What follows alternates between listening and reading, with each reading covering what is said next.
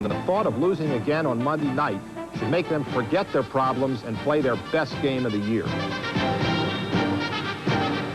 Tonight is offense night. If Theismann doesn't get his offensive motor going, his defense will fail, and the Lomax scoring machine will win.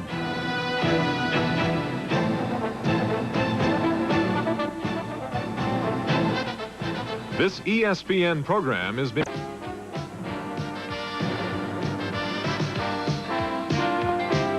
Steve Sable, and along with former two-time NFL Coach of the Year, Ali Sherman, welcome to Monday night matchup. Tonight it's the Washington Redskins against the St. Louis Cardinals.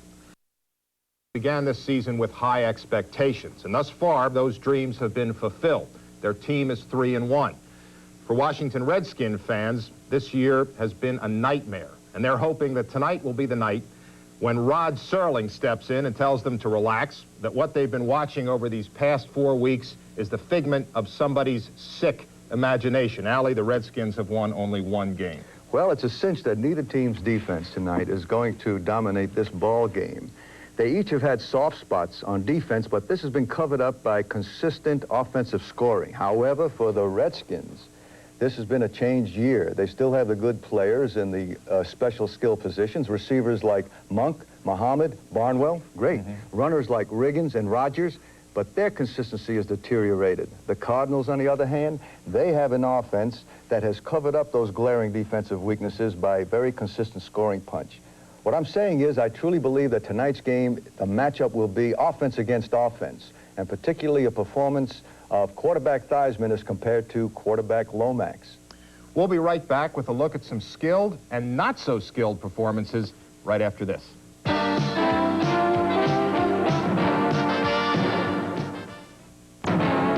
The Washington Redskins are a team that has lost its sense of self. They seem as dazed as a boxer on the verge of being knocked out, and the Cardinals have the punching power to finish them off. Under the leadership of quarterback Neil Lomax, the Cardinals have one of the most potent offenses in football. They rank second in the conference in scoring and seem to have all the weapons necessary to move the ball with speed and style.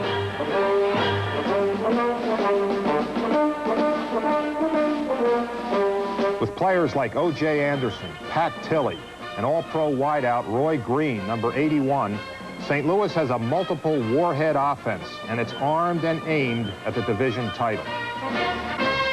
Tonight's opponent, the Washington Redskins, are traveling in a decidedly different direction. Last week, the Bears handed them their worst defeat since 1961, when Ali Sherman's New York Giants clobbered the Skins 53-0. You remember that one, Coach? Loved it, Steve. How could I forget? With a score like that, I've got 53 good reasons to remember it. Well, Washington ranks dead last in kickoff coverage, but most of the problems stem from the offense. They have only 5 touchdowns in 4 games, and they've scored just 46 points, the second lowest total in the NFL. Their usually crisp passing game has deteriorated into a series of poorly run patterns, dropped balls, and misread defenses. The games are getting ugly, too. A 30-point loss to Dallas, a 35-point loss to the Bears last Sunday. The Redskins have come completely unglued, hardly looking like a team defending anything, let alone a division championship. Says number 22, safety Curtis Jordan, right now, we're a desperate team. There's a joke going around Redskin Park. It seems someone called Joe Theismann's house. The phone rang and rang and rang. There was no answer. Joe was home, so the story goes. Problem was, Ali, he couldn't find a receiver. Oh. You know who tells that story best? Who? Joe Theismann. Shows you he hasn't lost his sense of humor. I would say he does. I imagine so. He's a little guy, Steve, but he's a real big man. He's a heck of a person. Speaking of Theismann, let's go to the young Theismann. When he first came up, he was an outstanding athlete and could throw the ball, run around and throw it. Had no sense of the pass game, the pocket, what to do. However, in the last couple of years, he has shown he's the kind of quarterback you want when he's on your team. Number one, he knows who to throw the ball to. If he can't go to number 1, he goes to number 2. Number 2, he knows when to throw it. Very important. Number 3, he knows how to throw it. Put a little mustard on and get it in there, or take a little off and soften it up. Number 4, so very important, and he hasn't been doing this, and that is in the pocket. When do you get out? Those guys are at you and they're breathing heavy. Come out of there when you have to and then throw the ball instead of getting it to a shell. And the most important of all, the intercept rate. Don't force that thing. If there's a lot of colored jerseys of the other ball club around your receiver, take it, park it in the lap of a blonde in the mezzanine, and say, let's go again. And that's what you need in the quarterback, and that's what he had. However, this year, all of those traits seem to have disappeared. Well, Neil Lomax has acquired some new traits. Now, he's a young quarterback. He's still learning his craft. He's still gaining confidence, and his teammates are still gaining confidence in him. And I think the biggest confidence builder for Lomax occurred in last year's Redskins-Cardinals game. His team was behind at halftime. He came out in the second half, completed 25 of 28 passes, and nearly led the Cardinals to a win. And you can bet his teammates are really psyching him this week and saying, you're going to meet your kissing cousins. Go get him, right? Okay, when he was young, he showed he was an excellent passer.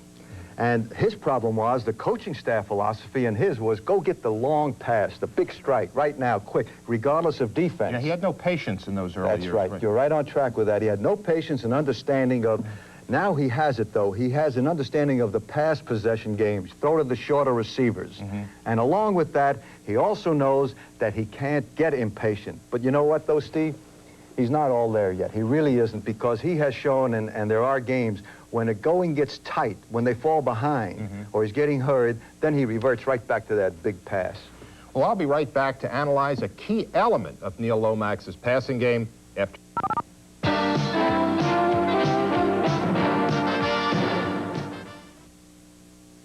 It's been a perplexing year for the Redskins. Their offense is no longer magical.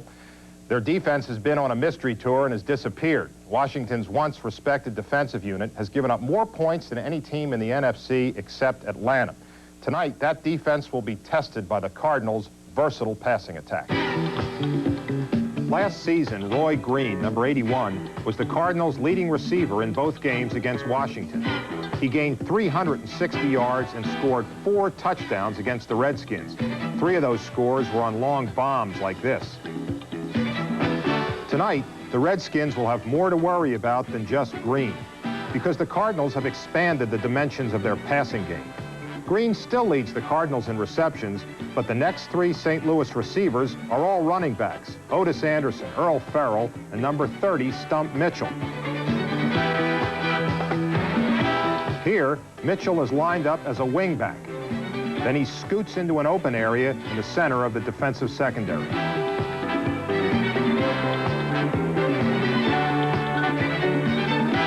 Now watch this next play. This one's sneaky. Earl Farrell, number 31, is in a 2-back formation. Then at the snap, he moves up and sits in traffic for a second. Then he slips downfield and becomes a wide-open target for Neil Lomax. The most feared of the Cardinal runners is Big Otis Anderson. And here's a play with him used as a receiver that killed the Browns on opening day. After the snap, Anderson drifts into the center and falls in behind a protective wall of blockers.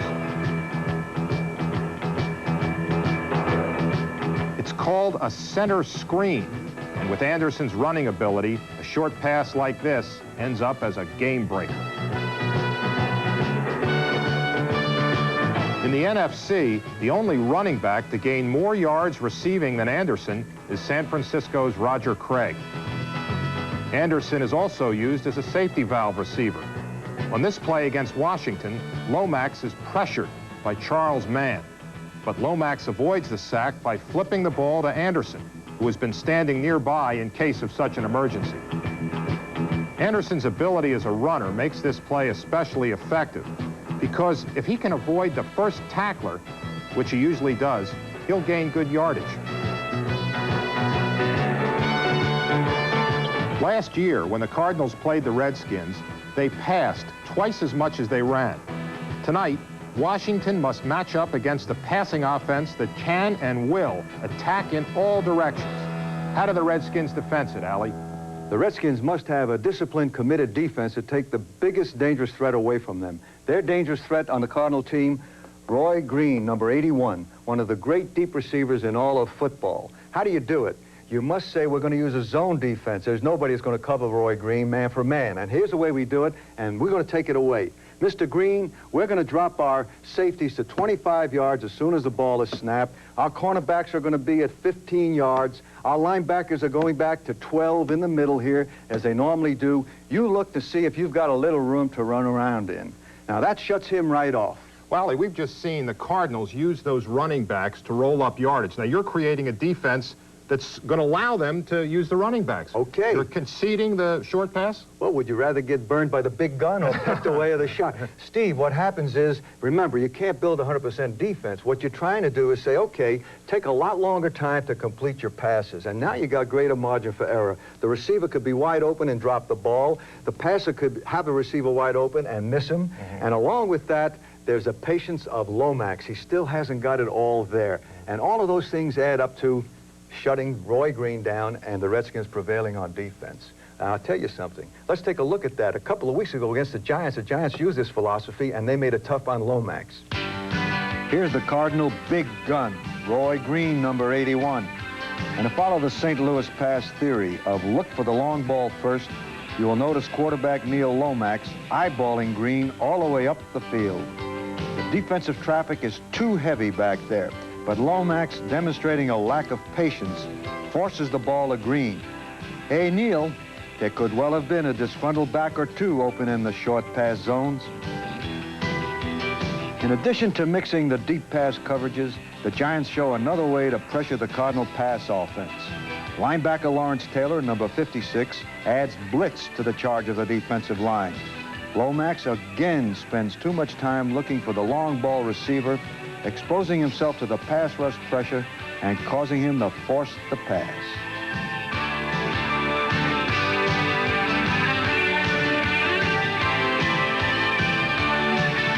Two blue Giant jerseys around one white Cardinal jersey. 2 against 1 is always a tough matchup and often results in the hated interception. What you're looking at now is not simply the result of the defensive pressure applied on this play, but the buildup of many previous plays. The Giants' very deep pass coverages, causing Lomax to look longer and longer upfield, and then they came with the blitz. This caused Lomax to lose his sense of rhythm and timing, and he forced the ball on many of his passes. The Giants' varied defensive tactics built up a head of steam. And here you see the pot burst. The last play and this one occurred in the second half as part of that pressure buildup. Blitzman Taylor and defensive end Leonard Marshall add to Lomax's loss of timing and rhythm, and he still tries to throw that ball upfield. Wrong location, too many blue jerseys. Tonight, that Redskin defensive pot must be steaming and bubbling with these tactics to ruffle Lomax and friends.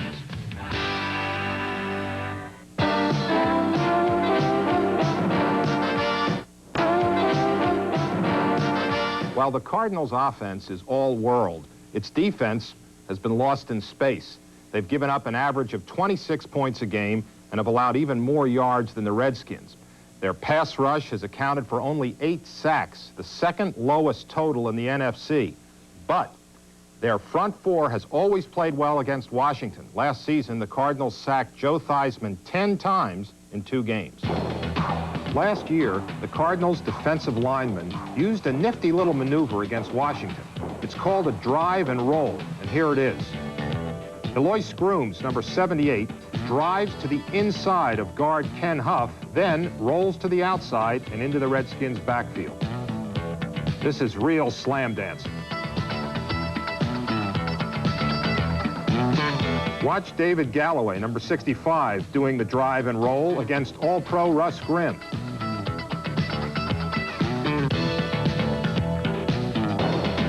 The drive and roll is just one small detail in the Cardinals' overall defensive scheme, which is devised to contain Theismann. The Cardinals' rushmen must fence him in the pocket, where he will face the full force of the St. Louis rush. They can't let Theismann move out of the pocket and buy time. When you look at the Redskins' offense, the questions pile up as fast as the losses. Allie, why all the turnovers? They lead the league in turnovers. What's happened to those two wide receivers they got from the Raiders, Muhammad and Barnwell? They haven't made a contribution.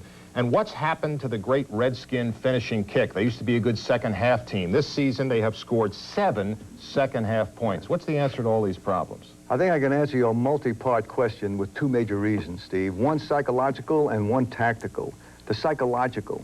When you looked at a Redskin team in the last 4 years, a contending team, you noticed an intensity about any Redskin on the field. That man was saying, you could see it, I'm the man that's going to make the big play that's going to turn this game. There's a certain energy with him. Exactly. And along with that, every one of the Redskins knew we can do it, not we think we can do it. And that's a big difference. Now, the tactical part simply is this.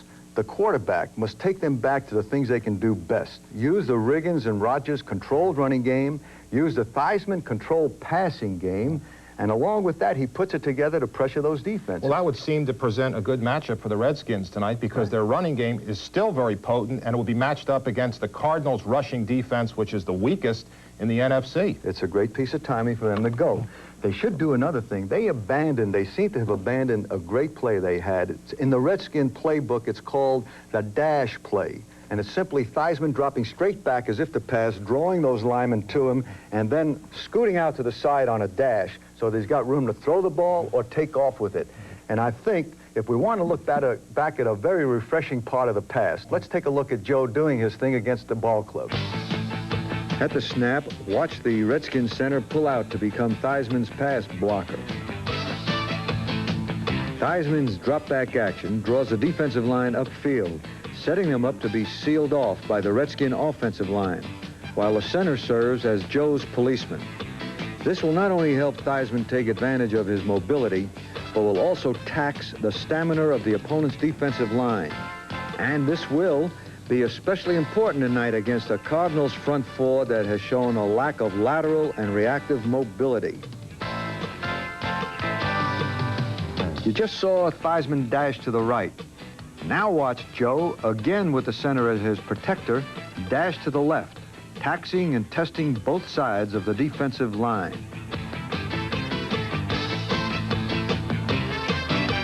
The dash play could be a major force in helping the Redskins regain consistent, effective offensive pressure against the Cardinals and provide a difficult matchup for a very vulnerable St. Louis defense.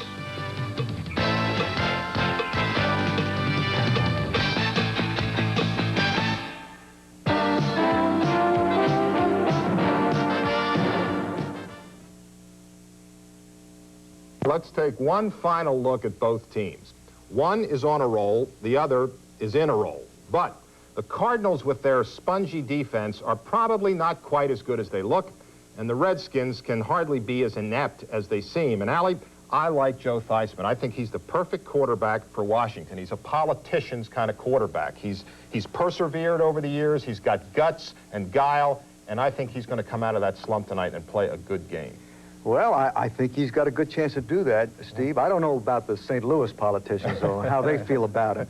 But let's take a look. While you're talking about Joe, I believe we've been talking about Joe on his dash play. Okay, and I believe that he should do it, and I think maybe we'll see him do it tonight. I believe he will. He has to get out there and throw. But along with that, Joe Theismann has thrown to his tight end more times this year than he has in previous years.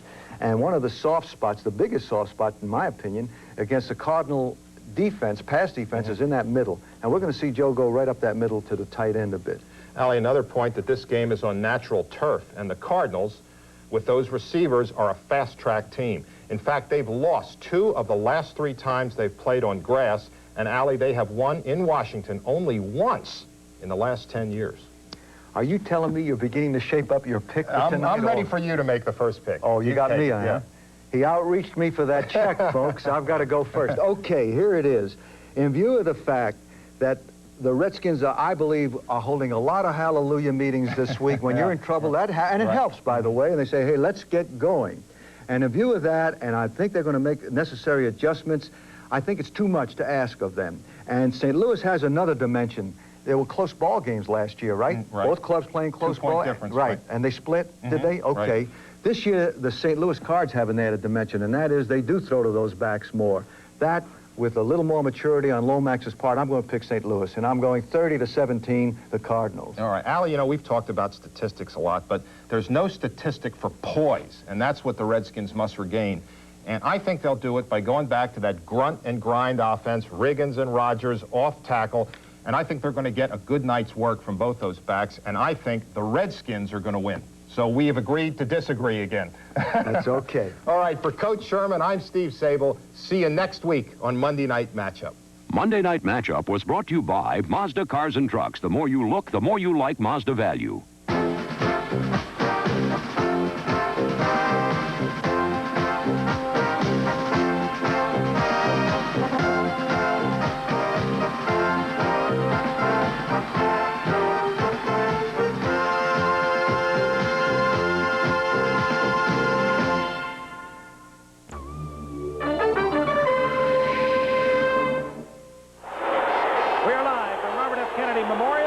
Washington, D.C. The 144th consecutive sellout crowd is on hand tonight here at the stadium because the St. Louis Cardinals are in town to take on the Washington Redskins.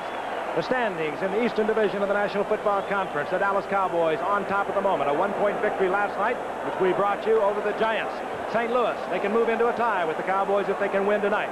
Washington, they could be seeing their season go right out the window if they lose tonight.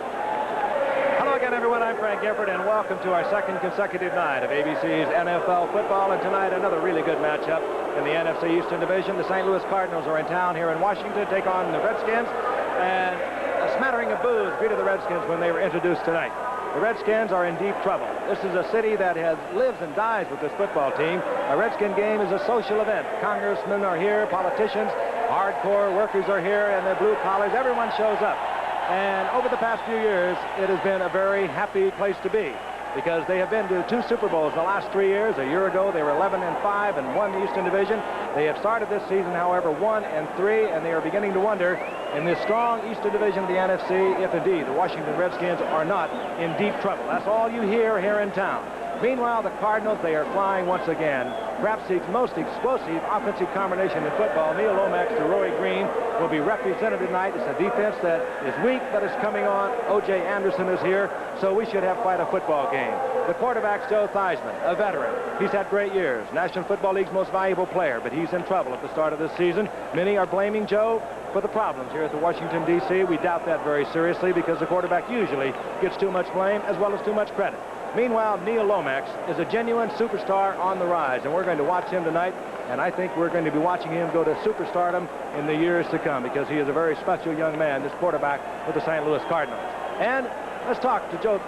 You want to know about quarterbacks in trouble with the fans, Joe. Over the years, you've had your ups and downs. It's tough, though, to get off to a start like this, particularly late in your career, as Joe is. Oh, it's an awful feeling for sure, and Joe's such a great competitor. He's not going to let him get him down. He's going to come back and come back hard. Now, the Washington Redskins are not a good catch-up football team. They're a running football team. When they get behind, they're in big trouble. So to keep St. Louis in check, Washington is going to try and establish this running game. I think we'll see more of John Riggins tonight. They'll try and keep the ball away from St. Louis, but you're not going to stop Neil Lomax, Roy Green, and O.J. Anderson, who is a terrific runner. And speaking of terrific runners, here's my pal, O.J. Simpson. Well, as you said, Joe, Washington is a running team. They're first and foremost a ball control team, so I'm as perplexed as anyone as to why they're not winning because they're running the ball well. They're #1 in the NFC. Now, if I was the coach of the team, I would decide on Riggins or decide on George Rogers. I'd play him, and I would only take him out of the game when they got tired. But if they're going to win tonight, they're going to have to control the ball on the ground and keep this explosive St. Louis team off the field. The key matchup tonight, well, the color is green. Roy Green and Darrell Green. I'm told that the defensive back, Darrell Green, is going to try to cover Roy Green one-on-one for the majority of the night. And, Frank, that may be an assignment that's just too tough for any defensive back in football. We wish him well. This ABC Sports exclusive is being brought to you by Chevrolet. It's 1986 that your Chevy deal is now.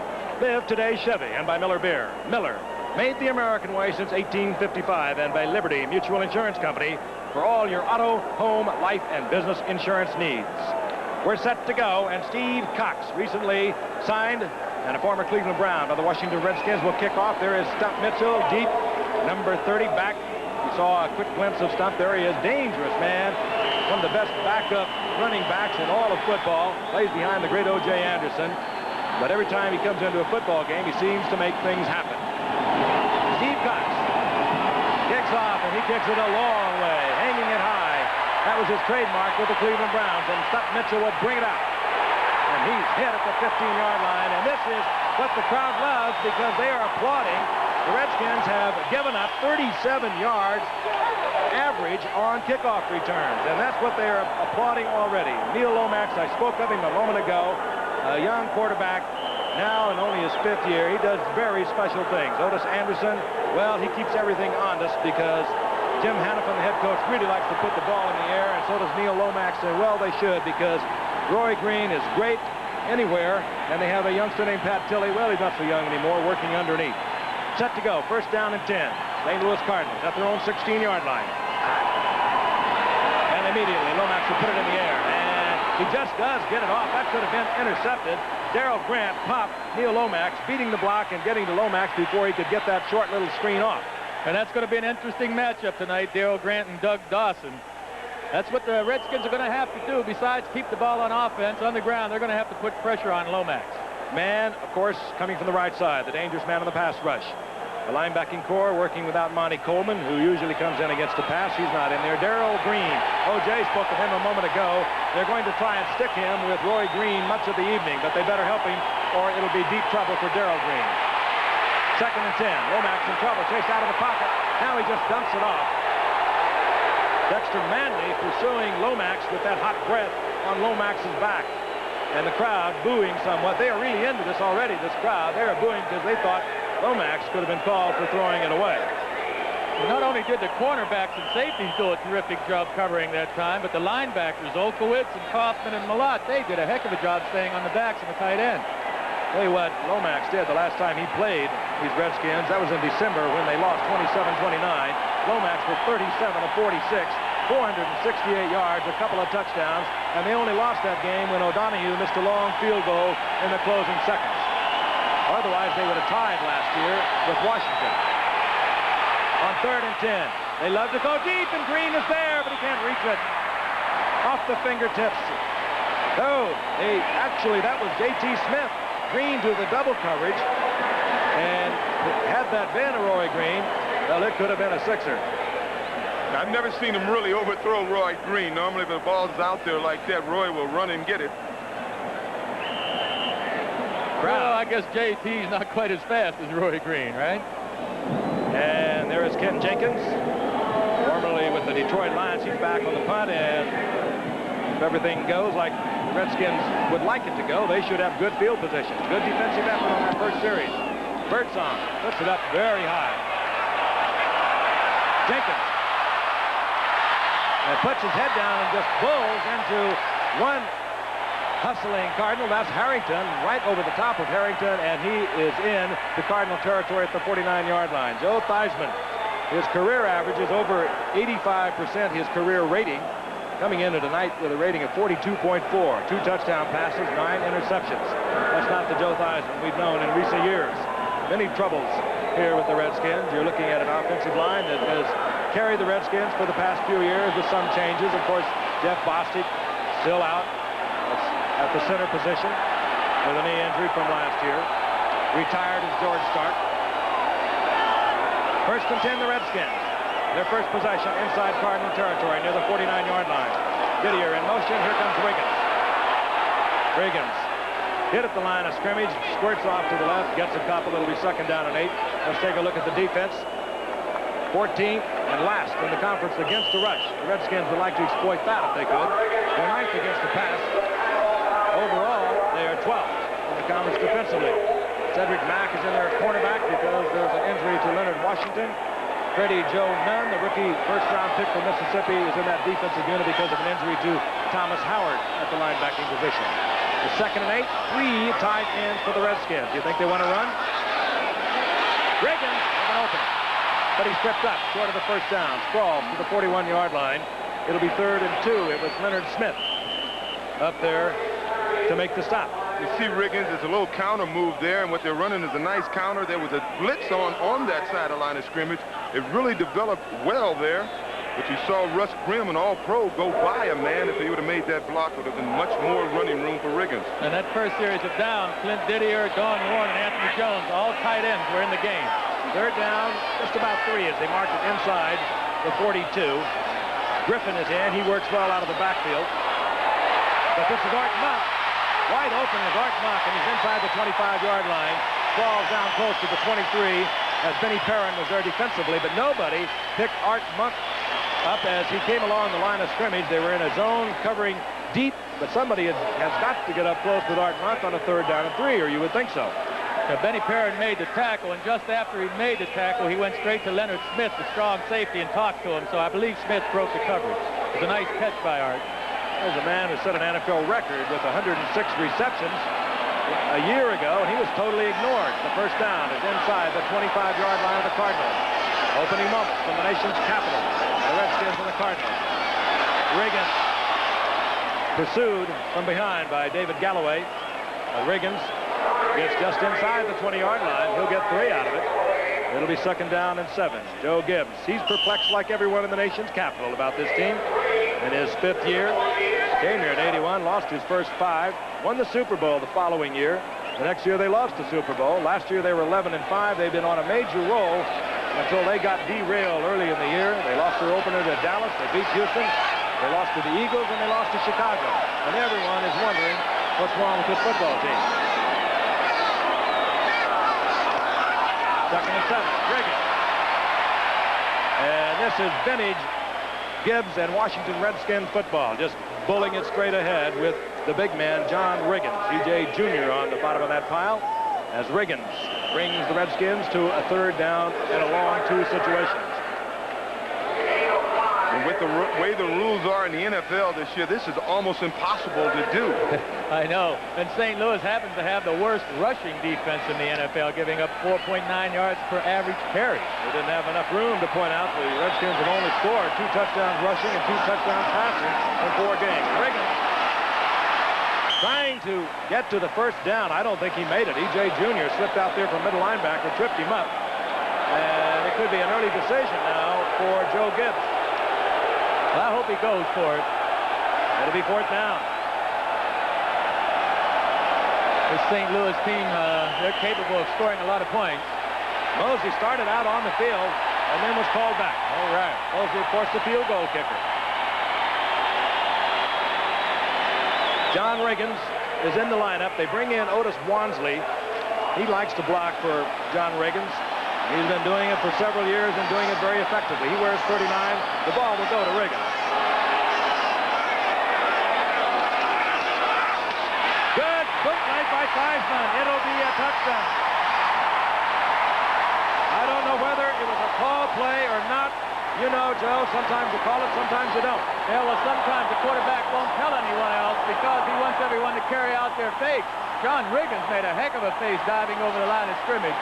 You can feel this stadium rocking. Our cameras are actually shaking. Beautiful fake. Riggins covers it up. Now, apparently, it was a design play because Riggins had no hesitation once he didn't get the ball. They love it here in the nation's capital. Mosley for the conversion and the Redskins. First possession. They began at their 49-yard line to the 49-yard line of the Cardinals, and they have taken it in a little more than 4 minutes. Theismann on the bootleg. The slump busters, and the Redskins have been in a slump. This is a tough division they're in. The Dallas Cowboys now 4-1, and the Cardinals can join them with a win tonight.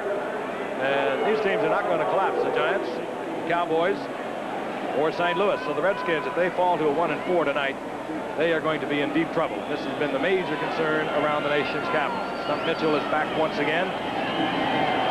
And Steve Cox, who spent 4 years with the Cleveland Browns, was brought in because of the injury to the punter and the place kicker. Jeff Hayes, in last week's Chicago game, puts the foot to it. Mitchell will bring it out from the goal line. And once again, it was Wansley hustling downfield. He has been openly criticized, not only by the coaching staff here, but by the press for maybe slumping off a little bit on the special teams. And he was down there for the stop. Let's look at the touchdown again, the bootleg by Theismann. What's interesting on that play is they could have given the ball to Riggins. It was such a big hole there. Riggins wanted to jump over a pile, but the hole was too big, and he just jumped over air. Yeah, man, I really like the way Joe Theismann kept his eye on John for just a split second after the fake. It really drew the linebacker in. That's Perry Harrington down. He was hustling down on that kickoff. And the training staff is out there looking at him. And here is Jim Hannafin. Interesting story with Joe Gibbs and Jim Hannafin. Back in 1973, they were with Don Coryell with the St. Louis Cardinals. And then later, they coached together in 1979 with the San Diego Chargers once again under Don Coryell. Very good friends. They know a lot about each other. We'll be right back. When St. Louis and Washington met on Monday Night Football, October 25th, 1976, the Redskins set an NFL record with 8 fumble recoveries, and they went on to win 20-10. Perry Harrington, the injured Cardinal, walked off the field without assistance. They are now looking at his left arm and left shoulder. Now, meanwhile, the Cardinals, once again, deep in their own territory, their second possession will begin at the 13-yard line. Their first possession on the opening kickoff opened at the 16-yard line. Earl Farrell, 31, Otis Anderson, 32, are in the backfield for the Cardinals. Play action again. And Lomaxon again, pressure, and he'll go down. That's Charles Mann, the defensive left end. And the Redskins, who have had a 3rd ranking in the NFC in defense, that's about all they've been doing fairly well this season. Get the sack. That's their 14th of the season. All the way back to just about the 8-yard line. Charles Mann in on the stop. And now the Cardinals deep in their own territory. Suspect, Joe, you can look for some kind of a trap, some kind of a screen, something very conservative, not to turn it over. I look for the bomb, too, with single coverage out here.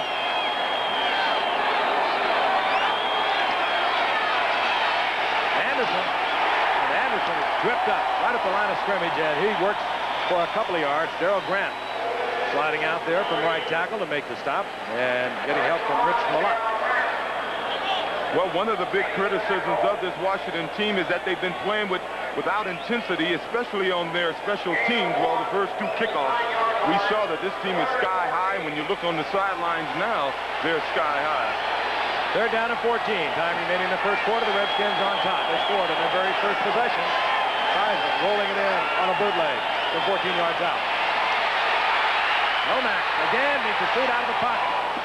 Fires to J.T. Smith. And Smith comes down with it, and he's going to have close to first down yardage. J.T. Smith, recently acquired Kansas City, had some great years out there, particularly as a return man. He gets the first down, and Lomax, with that powerful arm, was able to deliver it, and J.T. Smith knew exactly where he was. That's the first down marker right by his foot. Good move by J.T. Smith. Cardinals get out of trouble. Ball just inside the Cardinals' 25-yard line. Lomax, this time moving left. Fires it to Green. And Roy Green will have another first down. The ball is loose, and there's a scramble. And the Redskins, this is what has made their years for the past 3 years, a turnover.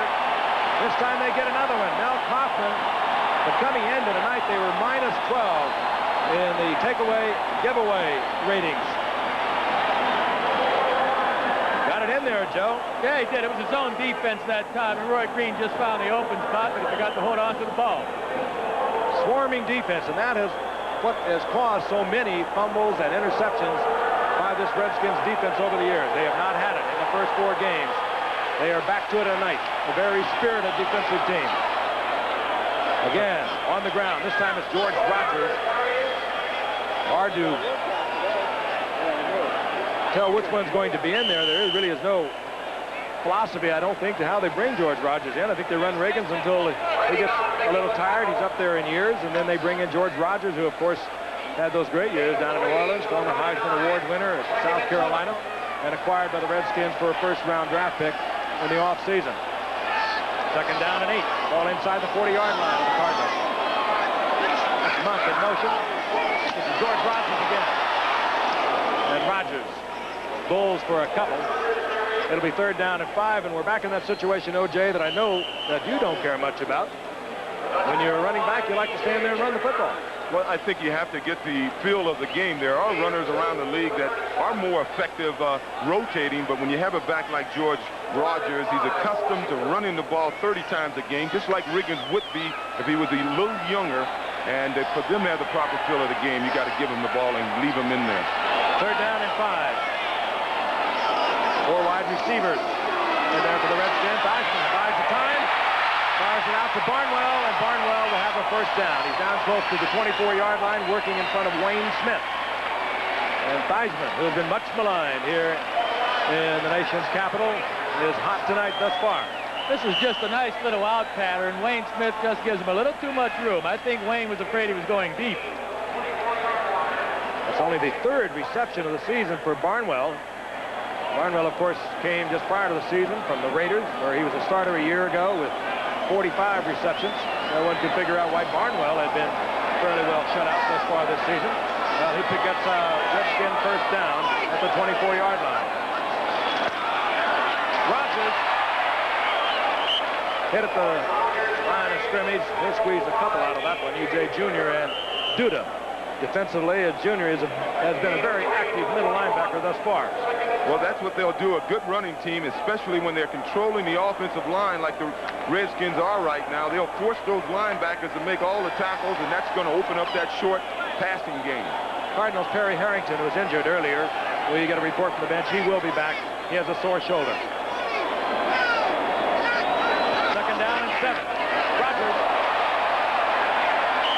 And the former Heisman Award winner gets 4. It'll be 3rd down and 3. Freddie Joe Nunn makes the stop with help from Mark Duda. Sellout crowd here. Over 55,000, but they've been sold out. This is the 144th consecutive game. Football, the Redskins, and the nation's capital. It's a happening, and it has been for years, dating back to George Allen days in the 70s. And more recently, under young Joe Gibbs. 3rd down and 3. And Griffin will be held short right at the line of scrimmage. And now I believe we'll see Mark Mosley.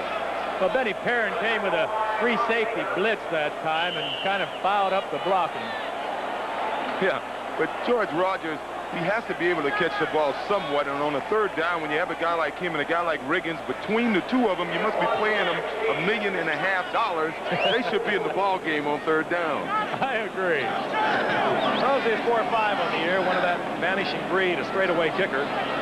And the Redskins, who have been shuffling their personnel this past week, are going to have to use a timeout because Joe Theismann looks around and he only has 10 folks out there. That won't do it. Charles Mann was late getting out there, and a timeout is wasted as Theismann moves over to the sideline. Boy, that's a bad mistake. I want to remind you, Saturday, good football coming your way. 2 undefeated teams. It'll be Penn State going against Alabama, 6th-ranked Penn State, headed, of course, by head coach Joe Paterno. Ray Perkins leading Alabama. They are 8th-ranked. Should be a good football game. You'll see it live at 3 o'clock Eastern time from State College, Pennsylvania, right here on ABC Sports. Have you been following your alma mater, Joe?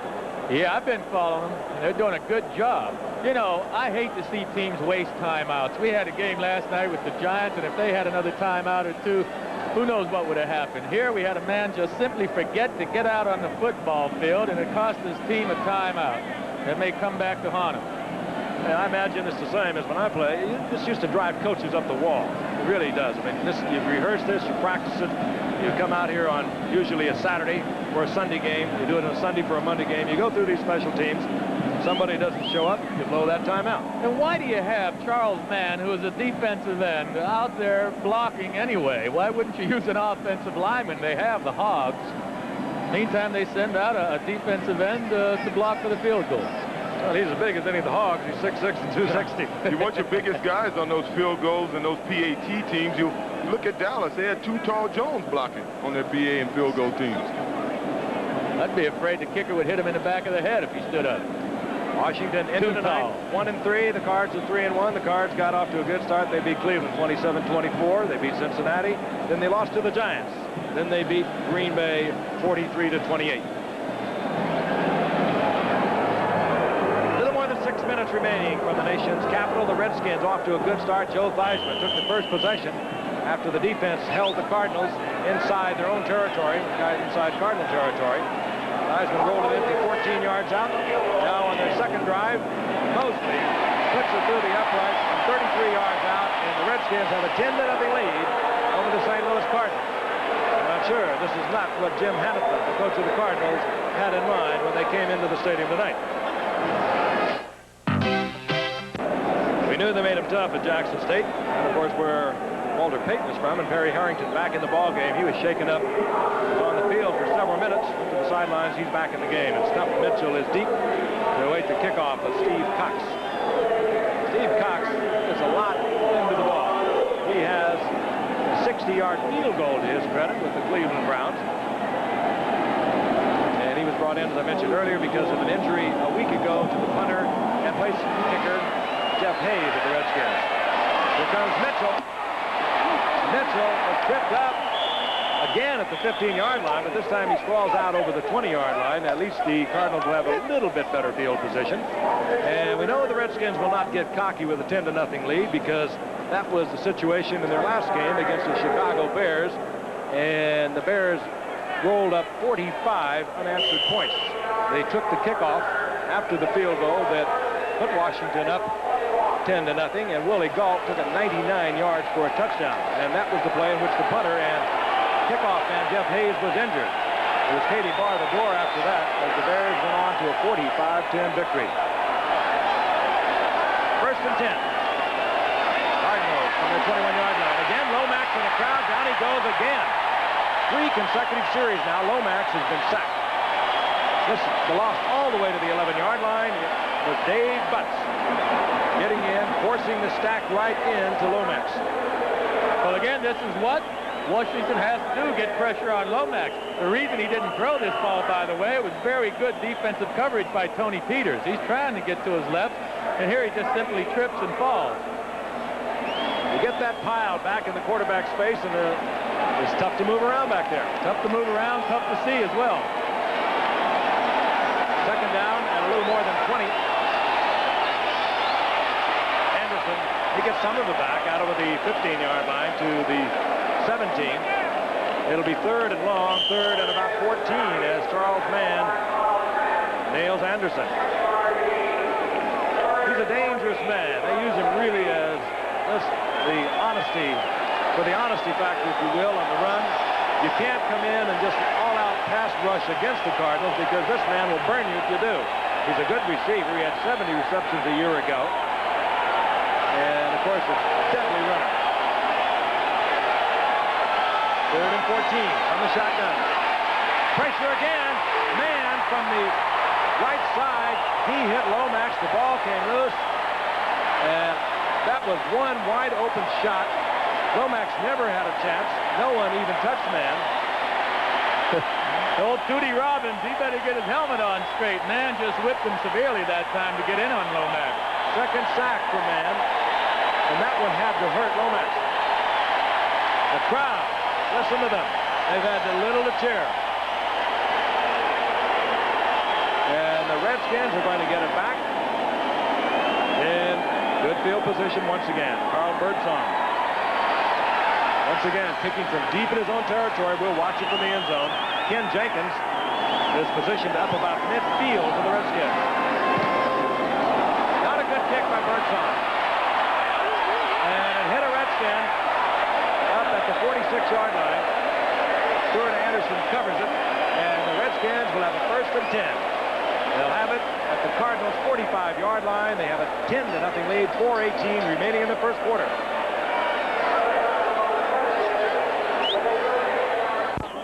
We're looking forward to that one. That'll be up in New York, of course. Dan Marino and Ken O'Brien, the quarterback of the Jets, coming on. Freeman McNeil running well again for the Jets. And as Dan Marino is starting to come back for him also. First and 10, the Redskins at the 45-yard line of the Cardinals. Theismann again with a lot of time. Theismann trying to get it into Calvin Muhammad. Incomplete.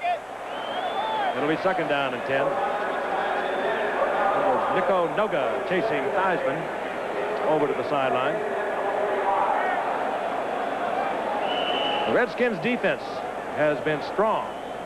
They have forced the Cardinals offense to punt away deep in their own territory. The Redskins' 3 possessions thus far tonight have been at the 49, the 42, and the 45. So they've been averaging their offensive starts at the 45-yard line of the Cardinals.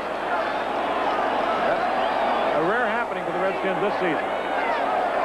2nd and 10. Rodgers, a lot of Cardinals out there with him. Now Bubba Baker, principally the big defensive left end. Pretty bright, Bubba Baker. He's seen just about everything you could throw at him, the former All-Pro from the Detroit Lions. Isn't it interesting that you come out on your first 2 series, you do what you do best. You run the ball and throw when you have to. You get 2 scores. Then you get excellent field position the 3rd time you come out, and you don't do what you do best.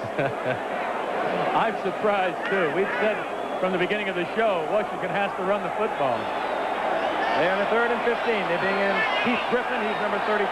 They work him out of the backfield like they used to do with Joe Washington, who's now with Atlanta. Heisman in trouble. And he was in the arms. That will be the ruling. I don't believe it'll be grounding the ball because the whistle had blown. Theismann tried to get rid of it. But the sack is all the way back to the 40-yard line. Baker and Galloway were both there for the Cardinals. And this time the Cardinals could get a bit of a break as Steve Cox comes on to punt. They got a break when the Redskins decided not to run at them. One of the problems with Cox with the Cleveland Browns, he had 5 punts blocked in 4 years. The Cardinals know that. He's a very slow kicker. Long stride with Steve Cox. He was replaced this year, and of course, as I mentioned several times now, was brought in because of the injury to Jeff Hayes a week ago against Chicago. Cardinals did go for it. Cox hurries it and gets it off, and it takes a Washington bounce. And a terrific bounce for Washington down close to the 7-yard line. Barry Wilburn will down it, but on a not-so-good kick, Steve Cox with the roll gets 56 yards. And again, one that probably should have been handled back there. J.T. Smith was back and used to handle the punt return duties for the Kansas City Chiefs. As a matter of fact, a few years ago, he was in the Pro Bowl as a punt return man. He had a 14-yard average. So the Cardinals, once again, reach in their own territory near the 7-yard line. Trailing 10-0. 2:45 remaining in the first quarter. J.T. Smith. And Smith will have a first down. He's up close to the 18-yard line. Barry Wilburn, rookie 8th-round draft pick from Mississippi, was there defensively to make the stop. Let's look at it from the end zone. I look for St. Louis to have success passing. They've been throwing the ball on everyone else in the NFL. And the way Washington is playing, they're mixing the zone and man-to-man coverages up. But they have been running a lot of man-to-man coverages, so they will get burned. They're throwing to the right. Probably so Lomax should keep an eye on Charles Mann. Been in his face all night. Lomax trying to take it up deep. J.T. Smith was the intended receiver, and either J.T. Smith ran the wrong route or Lomax was certainly anticipating something different. There's Scott Bruner, the backup quarterback, number 12.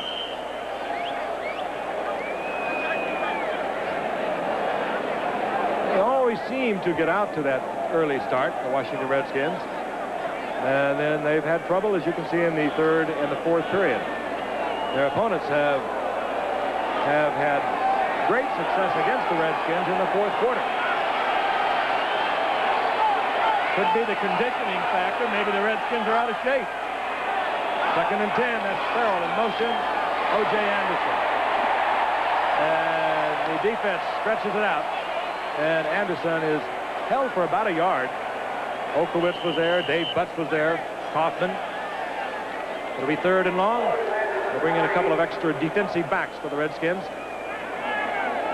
And the Cardinals offensive unit answers with additional wide receivers. Otis Anderson, also very effective receiver out of the backfield. I mentioned earlier, 70 receptions a year ago. He can turn a 3-yarder into something very dramatic. Lomax fires a shot, and that is Pat Tilley. And Tilley will have a Cardinal first down out close to the 36-yard line. Vernon Dean made the stop. Hilly is only caught 4 coming into tonight. 3 of those were last week. Hilly's on the right of the screen, and he's running a crossing pattern. It's simply man-to-man coverage by Washington, and Hilly with the inside release got ahead of the defender, Vernon Dean, right away.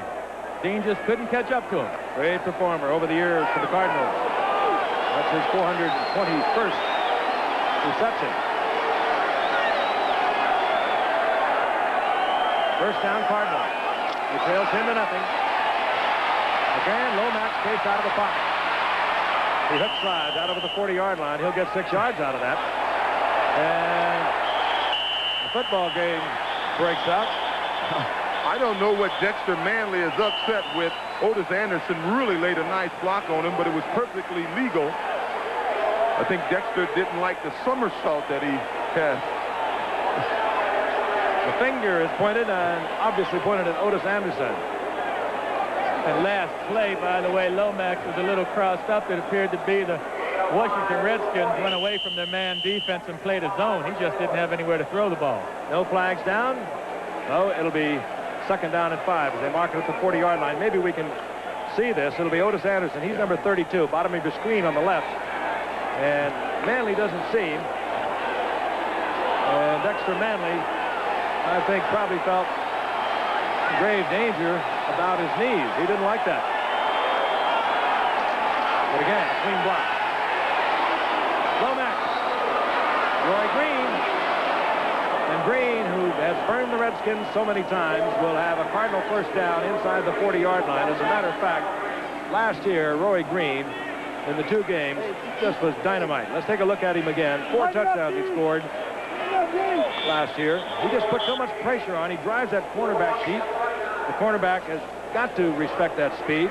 And as you can see, it's Darrell Green. Even with his great speed, he had to give Roy Green a lot of room to work. And with the play action fake, too, Rick Millot, the linebacker, couldn't get back in the coverage to give any underneath help to Green. Green has 8 touchdowns in 8 games in starter against Washington. Last year in 2 games, nearly 360 yards, 4 touchdowns. He averaged over 25 yards. Anderson. That's what he does best. He breaks tackles. Doesn't get the first down, but he's only a yard short as Mel Kaufman had to make the stop. And that should be the final play of the quarter, unless we have it stopped for some reason.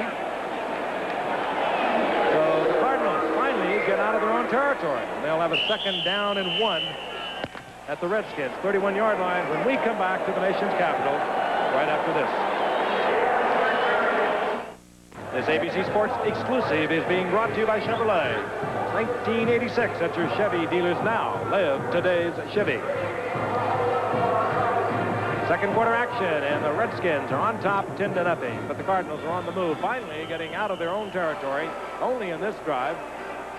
The Redskins have backed him up. They have sacked Lomax 3 different times. But he has just connected with Roy Green for the first down. And O.J. Anderson has moved 9 on the very first carry. So it's 2nd down and 1. The ball inside the 31-yard line of the Redskins.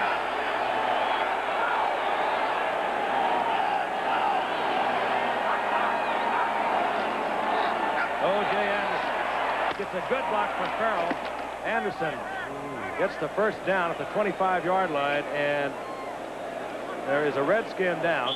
Yeah. It is Vernon Dean. He was the back that Otis Anderson just lowered the shoulder and really nailed. Well, that's a tribute to Otis Anderson. The fact that he is so fluid, he is so shifty, but he's also 220-something pounds. So when a defensive back comes up at 190 pounds, he's worried about getting faked.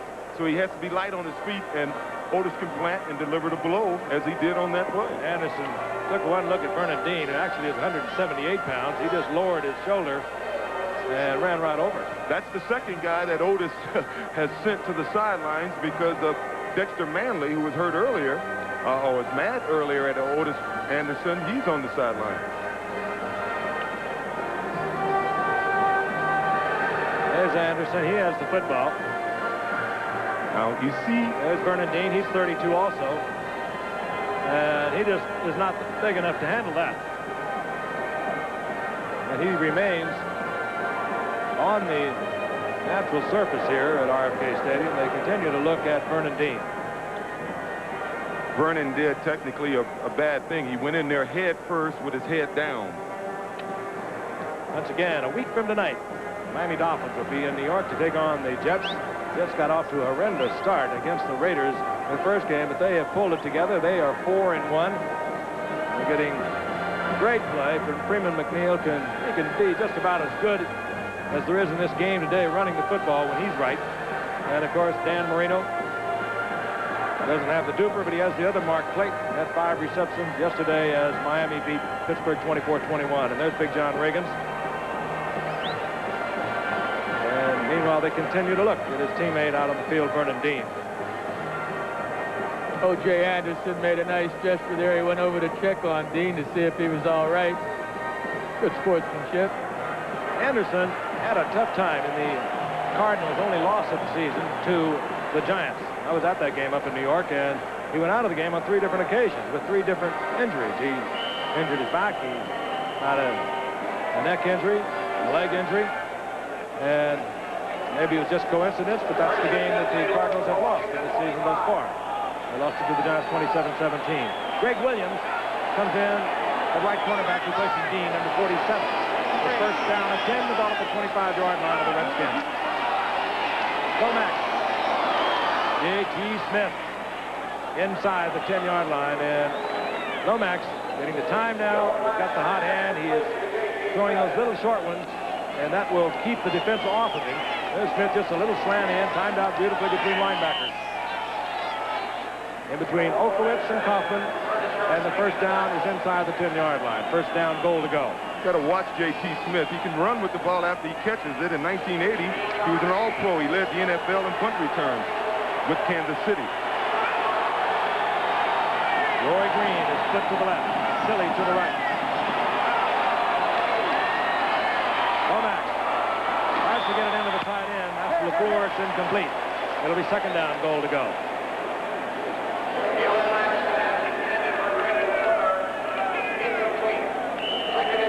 Meanwhile, Tilley was wide open over on the other side. A 10-year veteran. But as you saw, Lomax was looking all the way to the tight end. Never even looked to the right. It'll be second down and 9. Well, you can bet Tilley's going to let Lomax know about that pattern, and they'll come back to it later in the game. 11th play of this drive. Roy Green on the loose. Lomax in trouble. Tries to go to Doug Marsh, but he threw the ball falling away. It'll be third down, goal to go. Oh, you think back to a year ago when the Cardinals came in here with the division on the line, final game of the season. Lomax, I mentioned, was 37 of 46, 468 yards, a couple of touchdowns. It's just almost unbelievable, Joe. In the second half, he was 25 of 28 in the second half alone, 314 yards. And you can't stand out there and play catch and do that. No, and what I don't understand is why they're not throwing at Barry Wilburn, the replacement for Vernon Dean. Third down, goal to go. Shotgun. Lomax. And Lomax to the 4-yard line, and he pays dearly as he was hit by Okowitz. Took a shot right in the back. And it's fourth down, we'll see the field goal unit.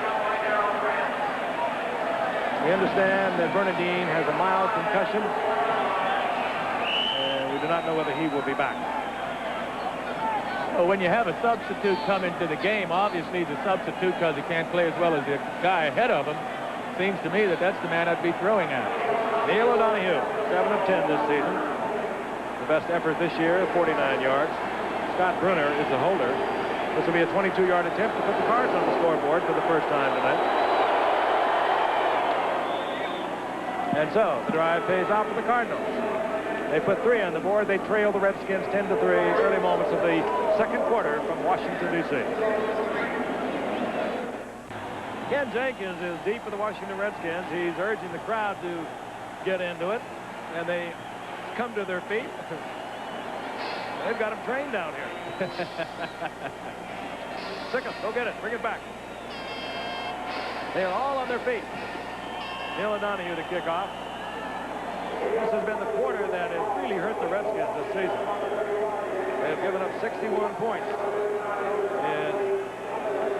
the second quarters of the games that they have played. O'Donoghue puts it up high. Jenkins from the 3-yard line.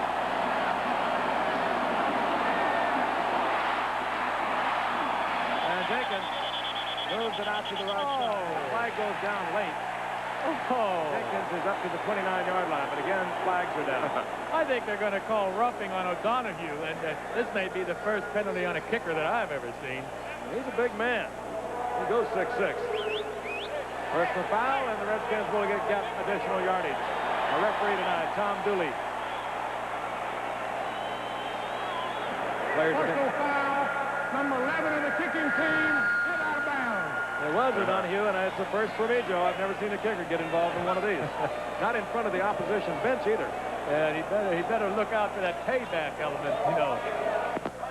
He really didn't hit him hard. Just a little bump. Looky here. That's nothing. Yeah, I think it's the forearm that he got in there. He's slightly out of bounds, but put that forearm under the chin. Against the Redskins, a first down at the 44-yard line, which incidentally is their worst starting field position of the night. Rogers, and Rogers turns on that burst of speed. You can understand why he has been so effective since he came up as the #1 draft pick for the New Orleans Saints. Well, they're back to the running game, and with their running game, as good as it is, they ought to stick to it. The rookie, over 1,600 yards and 83, over 1,100 yards. Last year, 914 yards because he was sharing the running duties with Earl Campbell. Neither one of them like that. Tom Phillips straightened that all out. Sent Rogers to the Washington Redskins. He got the first down, and he works again. And down close to the 40-yard line. That's good running. Strong running, O.J. Yeah, they can do this all night against this Cardinal defense. Cardinals haven't proven they can stop the run yet, and this is what Washington does best, so they should just do it all night long. And what this is going to do, if they are successful running the ball, the St. Louis team is going to have to bring their safeties up and start playing a tougher defense, a tighter defense, so that would open up the outside passing game. They mark it at the 41-yard line of the Cardinals. It'll be second down at 4. Washington averaging 4.7 a carry. Rogers held short of a first down, but up there fairly close. Nico Noga defensively. There is Noga from the University of Hawaii. E.J. Jr. says he runs like a deer and he hits like a soda pop machine. You just saw a piece of it. Wansley comes in, and of course they bring Riggins in on short yardage. They always do that. Consequently, Riggins is averaging well under 4 yards a carry, but he works from the goal line offense and short yardage. That's Wansley on the move. They'll come right over Wansley. Riggins almost breaks it. Gets inside the 30. Al Baker finally gets him in pursuit. Had that been Rogers, that might have been 6. Yeah, but I don't know if Rogers would have worked his way through the pile. That's one thing that John is real adept at. Once he gets inside all that traffic, he keeps his legs moving real well, and he gets low, and he runs better in short yardage situations. I can't explain it. He just does a better job of it. First down is inside the 30-yard line. That has something to do with 14 years of playing. Rogers, just the entire stack is driven back by Rogers inside the 25. He gets 6 out of it. It'll be second down and 4. And when Tony Dorsett gets 100 yards, the Cowboys are 40-2. We're going to pause 5 seconds and allow our stations to identify themselves around the circuit. KMBC TV, Channel 9, Kansas City, Missouri. We have 9:37 remaining in the first half. The Redskins on the prowl once again. They lead the St. Louis Cardinals 10-3. They have dominated offensively. The Cardinals only able to mount one drive. This is George Rogers. Pull out another Redskin first down. Inside the 20. Down close to the 17-yard line. Ken Huff with a terrific block. Pulling from the right side ahead of George Rogers. And what makes it go is Big Joe Jacoby and Russ Grimm on that side. They're just collapsing that left side over there. They're doing an excellent job of just blowing these guys off the line of scrimmage. Roger put the finger up, said, get me out of here. I've been working. Not bad when you have somebody come in like John Riggins. They marked it right at the 17-yard line. 3 tight ends are in. I'd have to suspect that Rogers might have got popped. He has not carried the ball since he came in the last time only 3 times. They pile up Riggins inside the 15. Gain of 3. It'll be 2nd down and 8. But and the other thing about Rogers coming out, I think mentally he just has to toughen up a little bit, because last year he switched with Earl Campbell. This year he's been switching with John Riggins, and for a running back you got to work, man. You got to run the ball and get mentally tough. And, you know, looking for somebody to come in every other series, you're not going to get mentally tough. He was one of the bright spots a week ago against Chicago. He had consecutive runs of 28 and 29 yards. He's getting a breather, and Riggins stays on. 2nd down and 7. Riggins, the big diesel, to the 10-yard line. It'll be 3rd down and 4. Duda was there defensively, and the passing specialists come in. That means Gary Clark, USFLer from Jacksonville, where he had 56 receptions in 1984. Keith Griffin, brother of Heisman Award winner Archie Griffin and Ray Griffin, is in there, number 35. Had a great career down at the University of Miami with Bernie Kosar. Good career out of the backfield, Keith Griffin, 35. A lot of time for Heisman. And wide open was Gary Clark. He's only 5'9". He didn't have to be very big because he was spectacularly open. Nobody even close to him. Gary beat Cedric Mack to the inside that time, and Joe Theismann really threw a good pass. He had some heat on that ball, and it was on the money.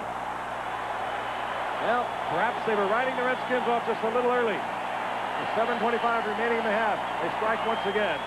Look at the time he had. The Hogs up front. Great blocking. The big men giving him a lot of time. Theismann zipped it in between his blockers, and it was Clark beating Mack. The conversion by Mosley, and the Redskins fans love it.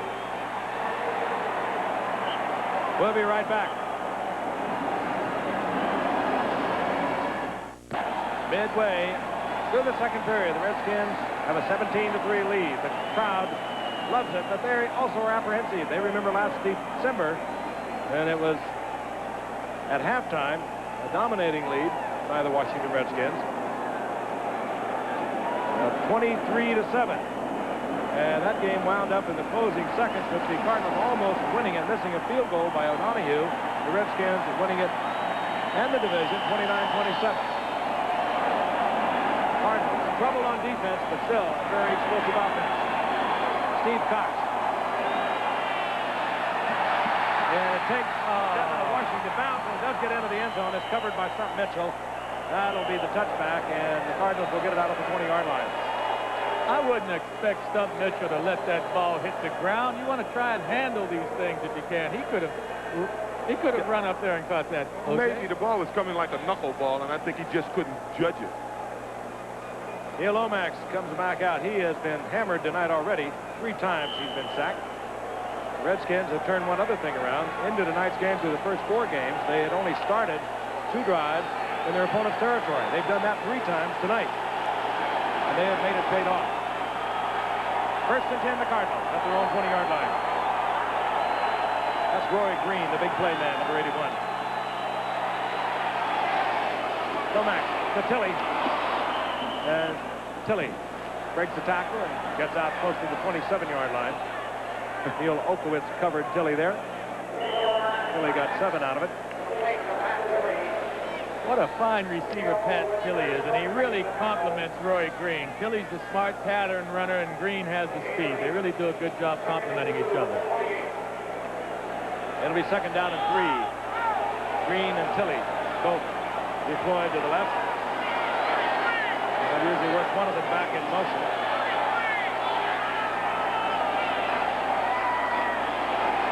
That's Farrell. And they'll have a Cardinal 1st down out of the 30-yard line. Last year, Cardinals winding up with a 9-7 season. Tied with Dallas, the Giants. They lost the possible wild card in the playoffs because of the tie-breaking system. They have not been in the playoffs since '75. That was Don Coryell's last year. Not his last year, but it was Don Coryell who took them to the playoffs in '75. They've had a long dry spell. First and 10, the Cardinals near their own 32-yard line. That's J.T. Smith. Barry Wilburn, the rookie from Mississippi, was covering J.T. He's close to a first down, missing by about a foot. There is Wilburn, one of 2 Mississippi rookies on the field tonight. The other one, of course, the #1 draft pick for St. Louis, Freddie Joe Nunn. Yeah, there are some real characters in this ballpark in Washington. Over the years, the past 4 years, they have had so much to feel proud about. Redskins even coming back from their losing Super Bowl effort. They met by thousands of them.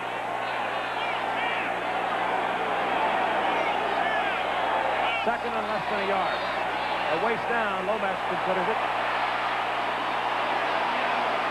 Dumps it off to Farrell. He has the first down. And he's up close to midfield. Mel Coffin made this out. But again, Lomax is really getting a lot of pressure.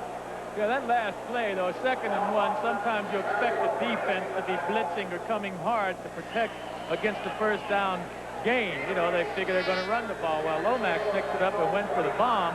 So Washington was in a loose zone defense that time, so he couldn't get deep. If Lomax throws 3 more passes, and we suspect he will qualify for the NFL rating of passes. And he has a rather remarkable statistic. He will move into second place behind Joe Montana, the second-rated passer of all time. This is his 17th attempt of the night. O.J. Anderson. And on the first down, Anderson will get 6 inside the 45-yard line of the Redskins. Otis is just a pleasure to watch. He catches a little short pass like that, turns around, there's 3 guys there. Instead of putting his head down and getting a few yards, he jumps 1 guy and he's trying to break it. Dave Butts has come out of the lineup. Durable Dave Butts, 13-year veteran who began his career with the St. Louis Cardinals. He was holding his shoulder, I believe, his left shoulder. A rookie from Tulsa, Dean Hamill, a 12th-round draft pick, number 78, is in there for Dave Butts. Second down, long 4.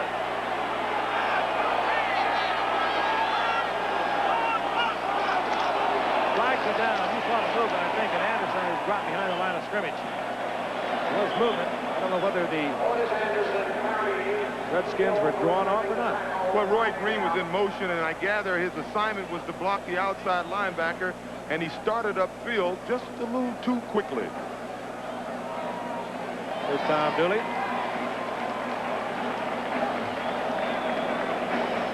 Illegal motion. 81 offense. Carries the climb. Third down. Redskins, a lot of confidence in their defense. They declined the 5-yard penalty. They'd love to see the Cardinals lose the down. Once again, it'll be Miami and the New York Jets. And you know what we did? We sort of projected Dan Marino's rating all time if he were eligible. Now, you need 1,500 attempts to become eligible. We told you Lomax with a couple more will move into second place all time in the rating. Lomax will be ahead of Montana by almost 8 rating points. 3rd and 5. Roy Green dropped the ball and it was right in his hands for a first down and much more. Roy Green has 1 fumble. He has 1 drop pass tonight that would have given the Cardinals a first down deep in Washington territory. Ken Jenkins now will drop back and Carl Birdsong comes on for the Cardinals.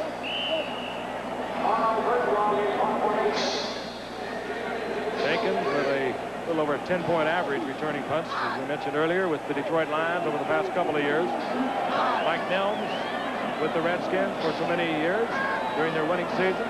45-man roster. Nelms became expendable. High kick.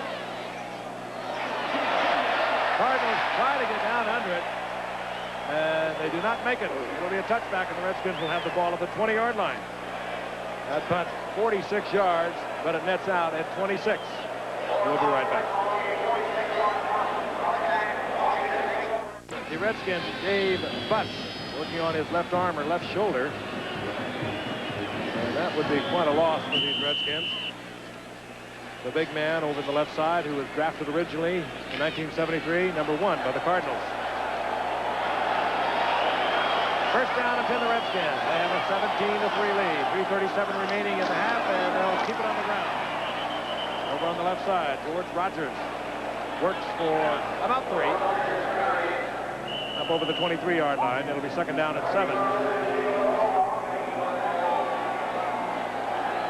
The big thing that George Rogers will give him that John Riggins at his current age will not is as the game goes on, he should get stronger, and as you wear the defense down, he has the ability to break the long run. Rogers 48 yards thus far during the first half on 10 carries. Rogers. Nothing happening on the outside. Breaks it back to the middle, gets back to the line of scrimmage. It'll be third down and 7. Nico Noga and Al Baker there defensively. I was wondering when Floyd Peters, the defensive coordinator and line coach of the Cardinals, would get smart, because in the previous drive, Washington ran that same counter play at least 5 times, and they got at least 5 yards each time they ran it. They've adjusted to it, and they've stopped it the last 2 times. Couple of contrasting philosophies there, as the game has been dictating that the Redskins keep it on the ground, which they like to do. The Cardinals like to put it in the air. Third and long. Theismann. Monk spins out of the Cardinals' hands, gets the first down up to the 33-yard line. He was nailed by Lee Nelson short of the first down. He twisted loose and got the first down for the Redskins as we head to the 2-minute warning. Art Monk, who had just such a great year last year with 106 receptions, setting an NFL mark. It's a Redskin first down, and now the Redskins have 3 timeouts, or rather 2 timeouts, 2 minutes remaining in the first half. 2 minutes remaining from halftime here at Robert F. Kennedy Stadium in the nation's capital. The Redskins dominating early going here against the St. Louis Cardinals. They have the ball, first down and 10 at their own 33-yard line with 2 minutes remaining, and they have the 2 timeouts. There is a look at Joe Gibbs. There has been shuffling personnel over the past week, trying to get something happening. The Redskins have it motoring tonight. Rogers on first down. Rogers with good running. That's great running. Just slid inside a tackle, gets another Redskin first down over the 45-yard line. He makes it look so effortless, but the little move he made there, Juice, there's only a few backs can do it. Well, they got away with it. They've moved E.J. Jr. from the middle over to the left side, and maybe is just not comfortable playing there now. He's been playing in the middle all season, and they sort of moved him off the line of scrimmage on that play. Skins with the first down at their own 45-yard line. Rogers works again, left side. This time out of the line of scrimmage, surges for a yard. And now the Redskins will use one of their timeouts. They'll be down to 1. And Theismann will move over to the sidelines and talk with Coach Joe Gibbs. They've been doing it on the ground. It'll give us an opportunity to bring you up to date a little more on what's going around in the league. We brought you some of the highlights last night. George Rogers catching a breath. Do you think that's why he went for that? He wanted to make the airplane. That was a strange call. Of course, John Robinson and the Rams said I would have done the same thing. Yeah, he's got Eric Dickerson. That's right. Those coaches like to stick together, too. Of course, you kick a field goal, you get the tie, you lose the toss, and with the field goal kickers around today, Lansford of the Rams, he can hit from a long way out.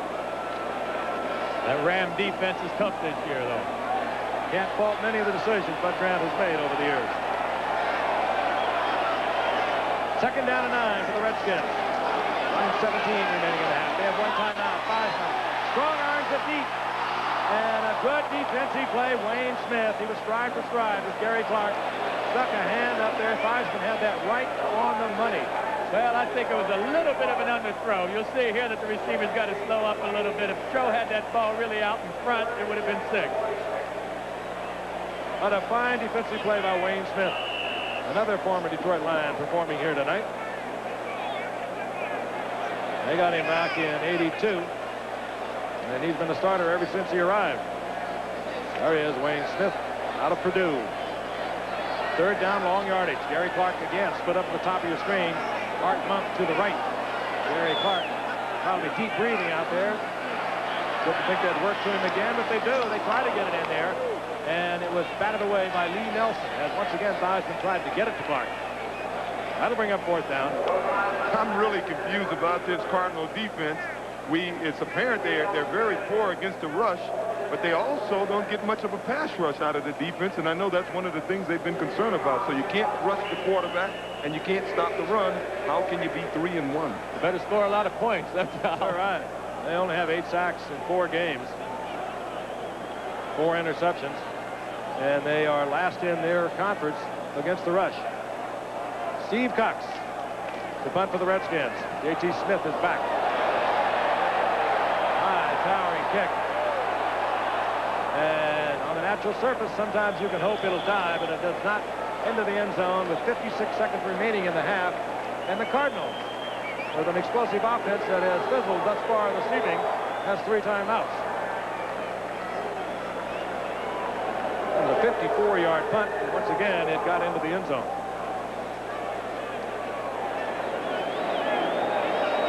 So Neil Lomax is the second all-time leading passer.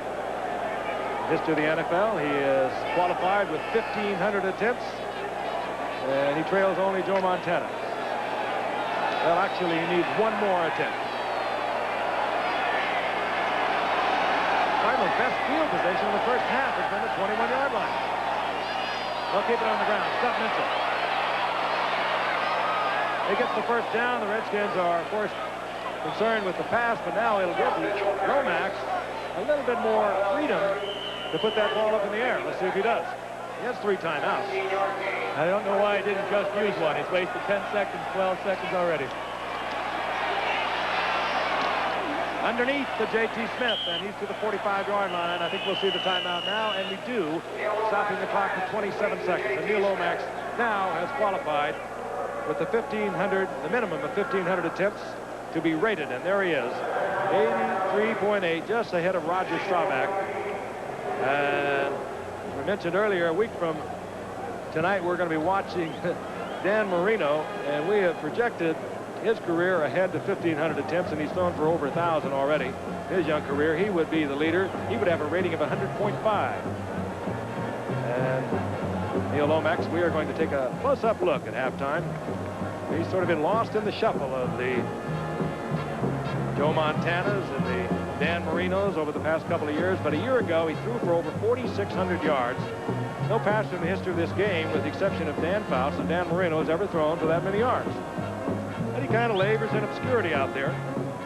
And it could be that until just last year, the Cardinals had not been much of a playoff threat. They had not been in the playoffs since 1975, and last year they came so close, losing the opportunity right here in late December when they lost 29-27 to the Redskins. And the Giants going on as a wild card representative. The Redskins, of course, at 11-5, represented the Eastern Division, losing to the Chicago Bears. 27 seconds remain. Cardinals have 2 timeouts. They have a second down and 2, the ball at their 45-yard line. Lomax to pick off. Ralph Cherry, the rookie from Hawaii. Cherry out of bounds, and the clock stops with 13 seconds. And the Redskins have the ball in Cardinal territory near the 47-yard line. They have 1 timeout. Lomax was looking deep. He wanted to go deep, and out of the corner of his eye, he got a look at a receiver, and he fired one off quickly, and it was picked off. Yeah, well, you know, Washington was laying back in that zone defense, and Neil just overthrew his receiver that time. It was a bad pass. But what I really did like was to see Cherry run that ball out of bounds. It was a heads-up play on his behalf, stopping the clock. They mark it at the 44-yard line. And there is Ralph Cherry. He was part of the George Rogers deal. They got him in exchange for the first-round draft pick that they sent to New Orleans. They got a 5th round back, and they took Cherry with that 5th round. Theismann in deep trouble. He goes down. That is the last thing you want to do in this situation, is take the loss, throw the ball away. Nosey Lois Grooms. The time had expired. That's the end of the first half. Joe Theismann now buried under Lois Grooms.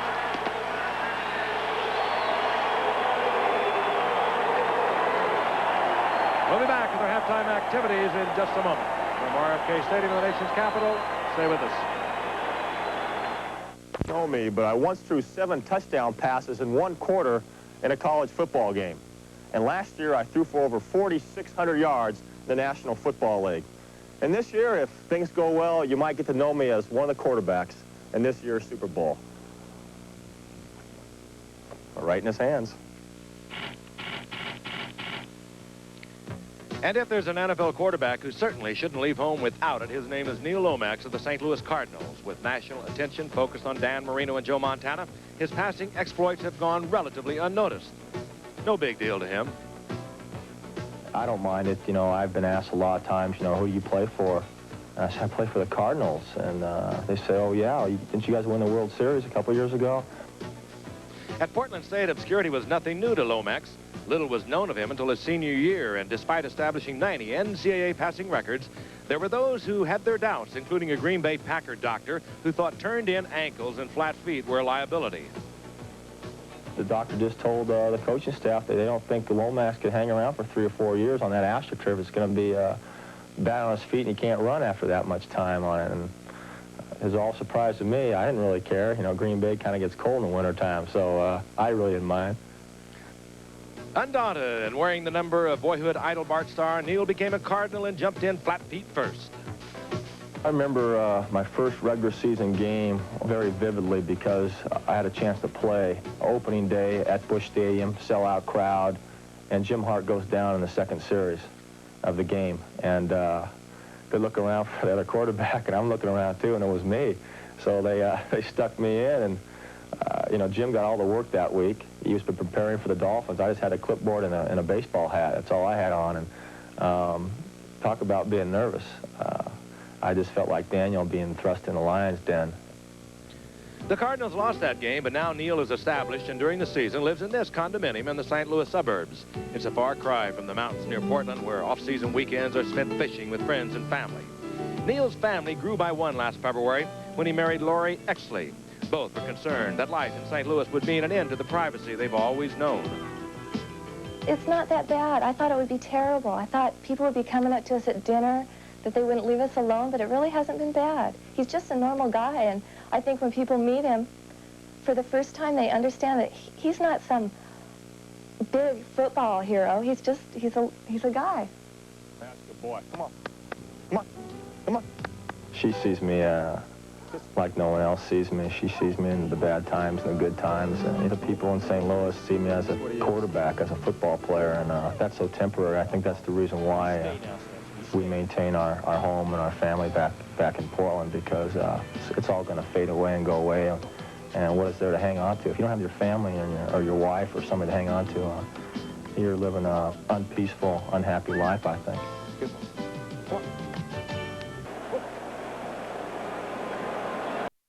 On the field, the Redskins are huddled over the sidelines, and we'll have an opportunity to take a look at the first touchdown for the Redskins. A bootleg by Theismann, but look at the fake. Put it right in there, took it out, and there was not a Cardinal on that defensive unit that saw Theismann until he had turned the corner in the line of scrimmage and was into the end zone. And a little later on, a terrific shot is Theismann to Gary Clark. Gary Clark, the rookie former USF Eller with Jacksonville. He's only 5'9" and 173, but he was wide open as he just raced by Cedric Mack.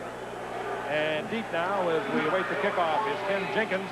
Neil O'Donoghue will kick for the Cardinals, and they need to get something happening. The Redskins, much maligned through the first 4 weeks of the season, have returned to form tonight. They have played strong, tough defense. They've moved the ball well on the ground. And with an occasional pass, and they are getting a great effort from the special teams, which have been a disaster in the early going of this season.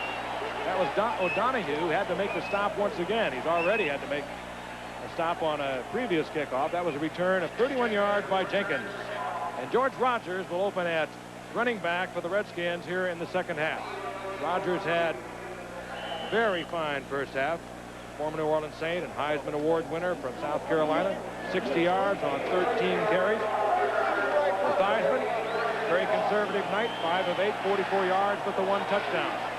As the Redskins are going against the weakest defense in the conference on the ground. George Rogers will get 6 yards out of that. They have been popping for 4. They've been getting 5. They've been getting 7. They've been getting 3. And they have been working on the clock. And they are really exploiting a defense that is obviously very weak against the run. The way that offensive line is blocking for Washington, if I would have worked out this week, Joe, I think I could have gone down there and ran. I'd love to report that. Nicole would have been all over you. 2nd and 5.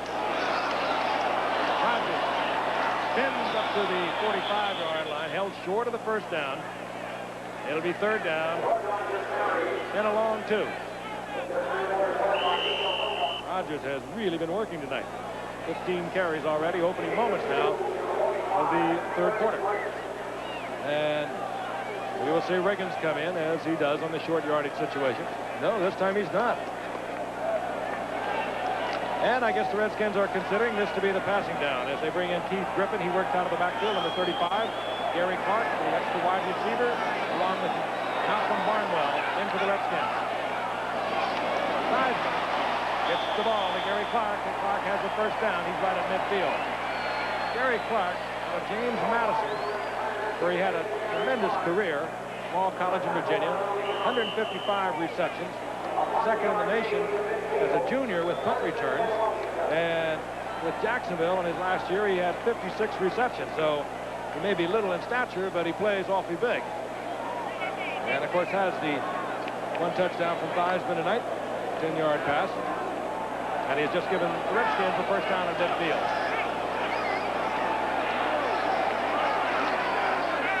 Theismann, what's more, looking for Monk. And Monk in a foot race with Cedric Mack, and they left Cedric Mack 1-for-1 on Monk. And Theismann led that to the middle of the field. That could have been a quick 6. Oh, there wasn't a soul in the middle of the field on the defensive team, and it was one-on-one out there with Mack. It was just an overthrow, but as Frank, you pointed out, had he led him to the center of the field, it would have been 6. Al Baker might have had something to do with it. He was right in his face. And that could change the pass a little bit. They do get your attention, the big cats. 2nd down and 10. Crowd very appreciative of their Redskins tonight. They function very smoothly. Mostly with plays like this on the ground with George Rogers carrying tacklers, finally going down E.J. Jr., the principal tackler. But it's a big pickup of another 7 or 8 yards. And St. Louis having such a difficult time. They are missing, of course, several players. Thomas Howard, a linebacker, is out of there.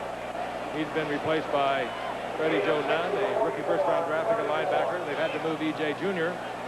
out to left linebacker. They brought in Nico Doga, a second-year man from Hawaii. Cedric Mack, a cornerback, in there because another cornerback is injured. They have been unable to stop the Redskins on the ground. And when you can move it on the ground, you can move it in the air. Another Redskin first down. And this is vintage Redskins under the tenure of Joe Gibbs. Make him respect that run and then peck, peck, peck, and occasionally go up on top. Well, actually, he had 2 men covering him that time, Art did, but he just broke right in the middle of the 2. Denny Perrin was covering to the inside, and Leonard Smith had him to the outside, and he just split the seam. Another Redskin first down. Art Monk's a fine receiver, very smart. And Rogers works his way inside the 35-yard line, this time held to about a 2-yard pickup. Redskins took the opening kickoff here in the 2nd half, and they ripped off almost 4 minutes. The lead 17-3, and this, I know, had to be the thinking of Joe Gibbs, O.J. Keep the ball away from that offense of the Cardinals. And don't turn from anywhere. And don't turn it over. They're controlling the ball on the ground. That it lessens the chance of interceptions or sacks and putting themselves in bad situations. 2nd down and 8. Timing pass from Monk. And Cedric Mack. There was a little pushing and a little shoving, but Cedric Mack was able to deflect the ball. It'll be 3rd down and 8. Well, as we pointed out earlier, St. Louis is going to have to bring their safeties up to stop this running game. They did exactly that, and it left Cedric Mack on Art Monk one-on-one, but Cedric did a terrific job of covering.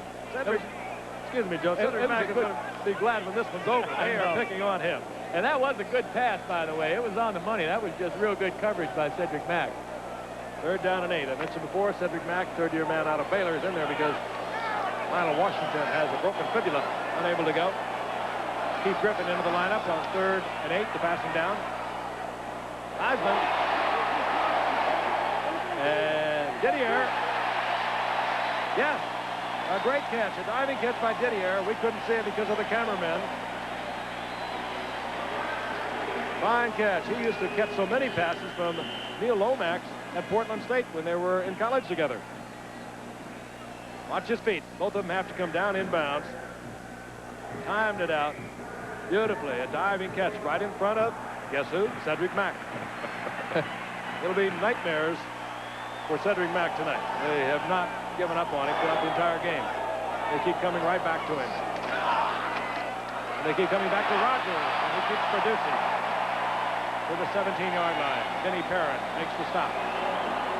I can't tell you how demoralizing it is to a defense when you can run the ball on them like this, when you can go right at them man-to-man and blow them off the line of scrimmage. When a team is beating you just throwing the football, you always have that chance that maybe we can get an interception, maybe we can get a sack. But when they're running the ball at you like this, it's hopeless. What can we do to stop them? They haven't turned it over for one thing, and they have 15 turnovers in the previous 4 games. Rogers. He looks like he is close to another first down. He had to get inside the 15 as the Redskins have kept this drive going for over 5 minutes. And they do have another first down. Well, you know, that running game, it's so important. Many games are won and lost right there in the pitch, the offensive line and the defensive line. I don't care what kind of defensive philosophy you have or what kind of front you line up in. It's the people that are playing the defense that's important. And obviously, these guys can't play run defense. Cardinals have given up 165 yards average per game this season. It's going to be much more tonight. On first down. Rogers. He has been working tonight. This time held for about a 2-yard pickup. He's carried the ball already 20 times for 89 yards. And I think he might want a breather. They'll play him into shape, O.J. Yeah, they will. He'll toughen up, and it's going to pay off for this team as the season goes on. He'll only get tougher as he carries the ball and as the season goes on. Have run the football 30 times. They've passed the ball 13 times. They lead 17-3. And this drive has used up almost 6.5 minutes. Heisman going for Art Monk. Coverage back there by Leonard Smith. He had a good position inside on Monk. Heisman had to hang it high, hoping that Monk could do a circus catch. Not possible. It'll be 3rd down and long.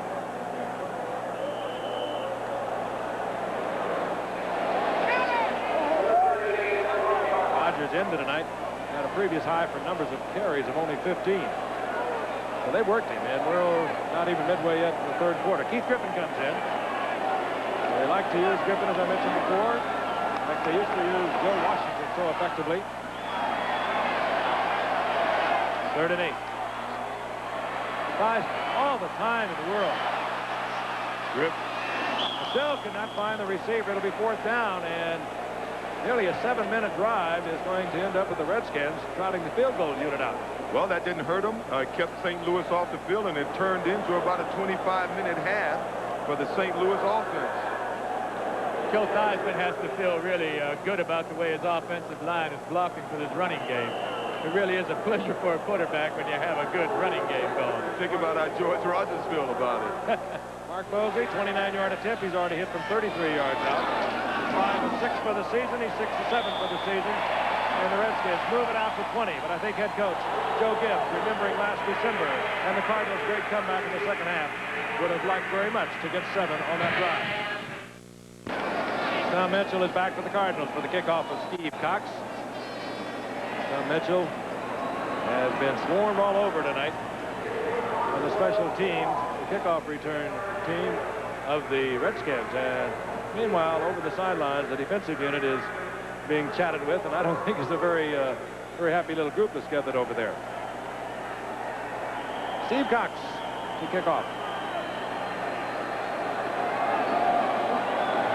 8:25 remaining in the third quarter. Knox again. He does not get it end over end, but he does get the touchback. And the Cardinals will begin from the 20-yard line. And while the defense has not been productive whatsoever against the Washington Redskins, the offense has not been all that dramatic either. Dave Butts, by the way, has come back into the lineup, number 65. If you were with us earlier, he went out with an injured left shoulder, it did appear.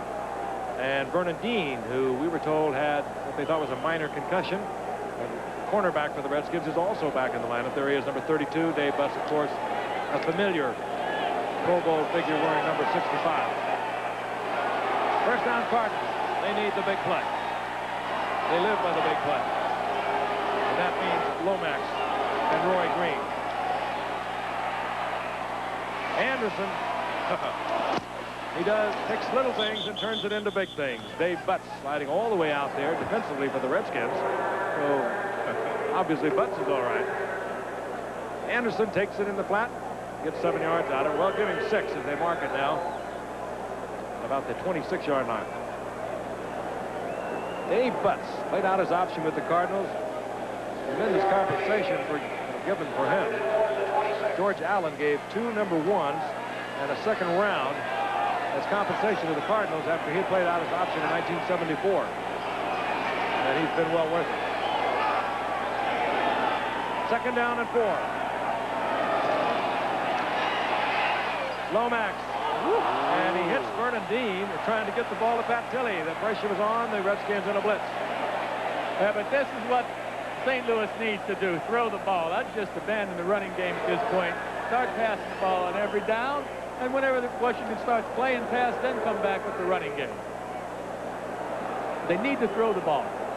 Just midway past, just shortly by the midway point here in the third quarter. And we have a 3rd and 4 for the Cardinals.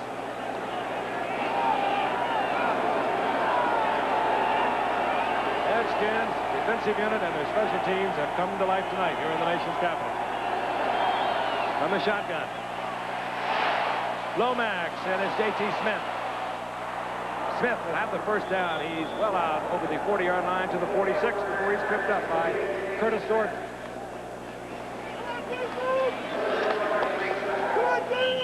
Mentioned Smith in the first half, the former Kansas City wide receiver, known principally there for his kick return ability.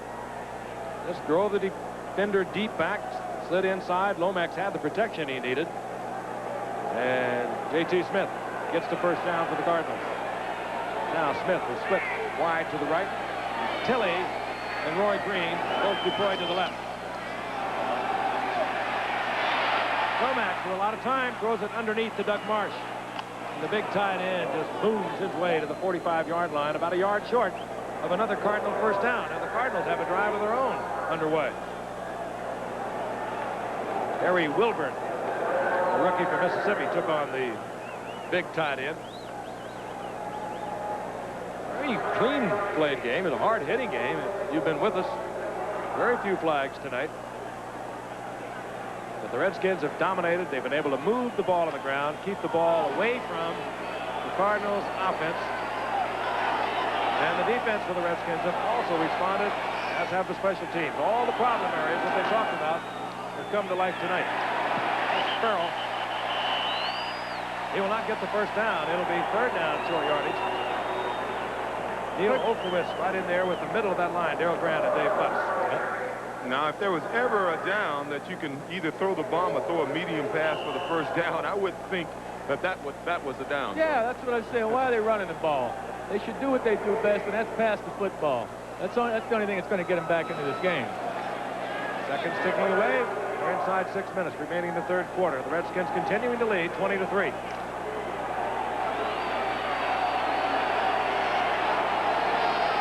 Less than a yard. 3rd down.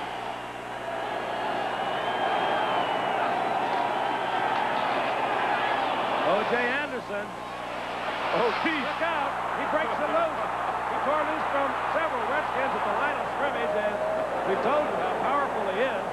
Redskins thought somebody else was doing it, and Anderson just kept pumping. 33-yard pickup.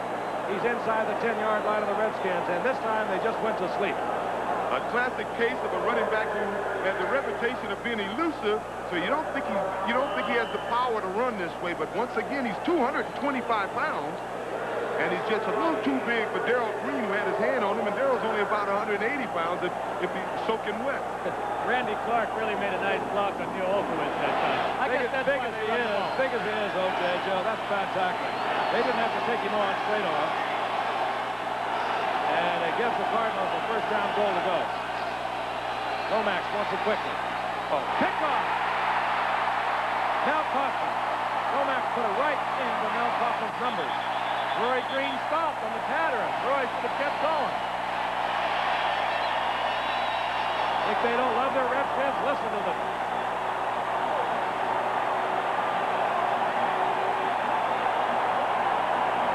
Neil Lomax. It's the turnover to Mel Kaufman. And the Cardinals are turned away once again. We'll be back. You've heard us talk about quarterbacks and receivers being on the same page. Well, what's Green? He stopped. Lomax thought he was going to continue on, and that's what caused the interception. First and 10, the Redskins. Ball at the 13-yard line. Theismann. Again, they keep it on the ground. And again, yardage by George Rogers. Out to the 20-yard line. Gain of 6. But St. Louis must bring their safeties up. They've got to stop this running attack somehow, and that seems to be the only way they're going to be able to do it. What that will do is expose their defensive backs with one-on-one coverage, so Washington would try to throw, but they've got to stop this running game. Redskins, who have given up 15 turnovers in their first 4 games, have 3 of their own tonight. Rogers over the left side, short of the first down. It'll be gain of about 2 yards. It'll be 3rd down and 1 as, again, the Redskins offensive unit keeps it on the ground. I know that's what they wanted to do, as I've said several times tonight. All the problem areas that Gibbs and Bobby Betther, their fine personnel man, their owner Jack Kent Cook, has been worried about it, really come together tonight against the Cardinals, and particularly their special teams.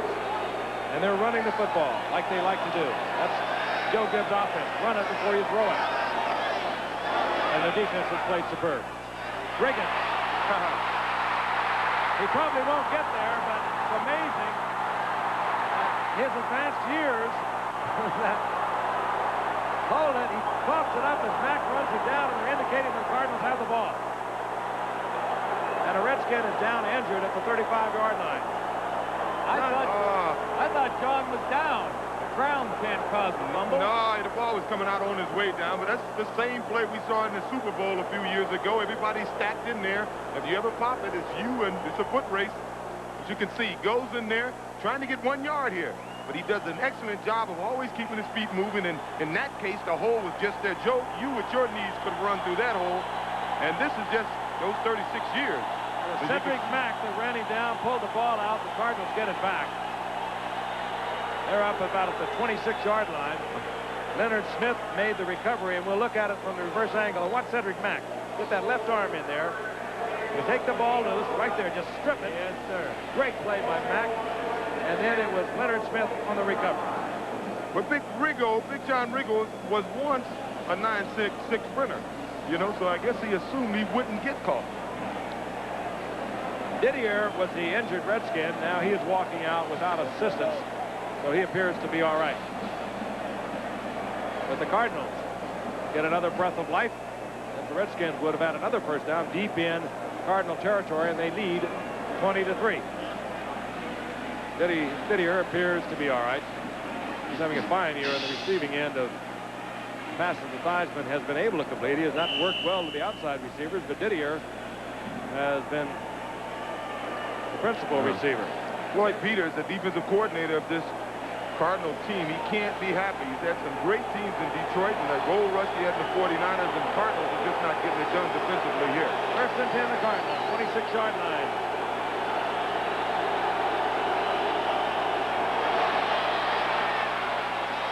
Stop Mitchell. And Mitchell works hard.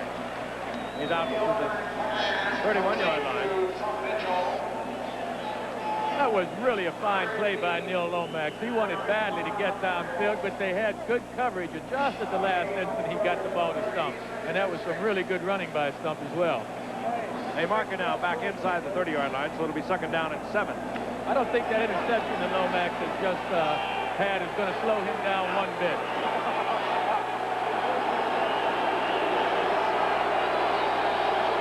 Crowd standing defense. Lomax going for Roy Green is picked off by Darrell Green, who's been shadowing Roy Green all night.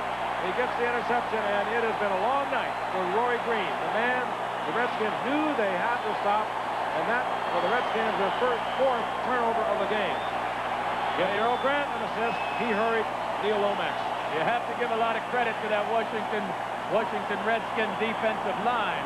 They got pressure back there, and it looked like he was throwing the ball off balance. You'll see him right here. He gets hit just a little bit. He didn't have enough on the ball because of the defensive line. Darrell Grant made a heck of a play, number 77.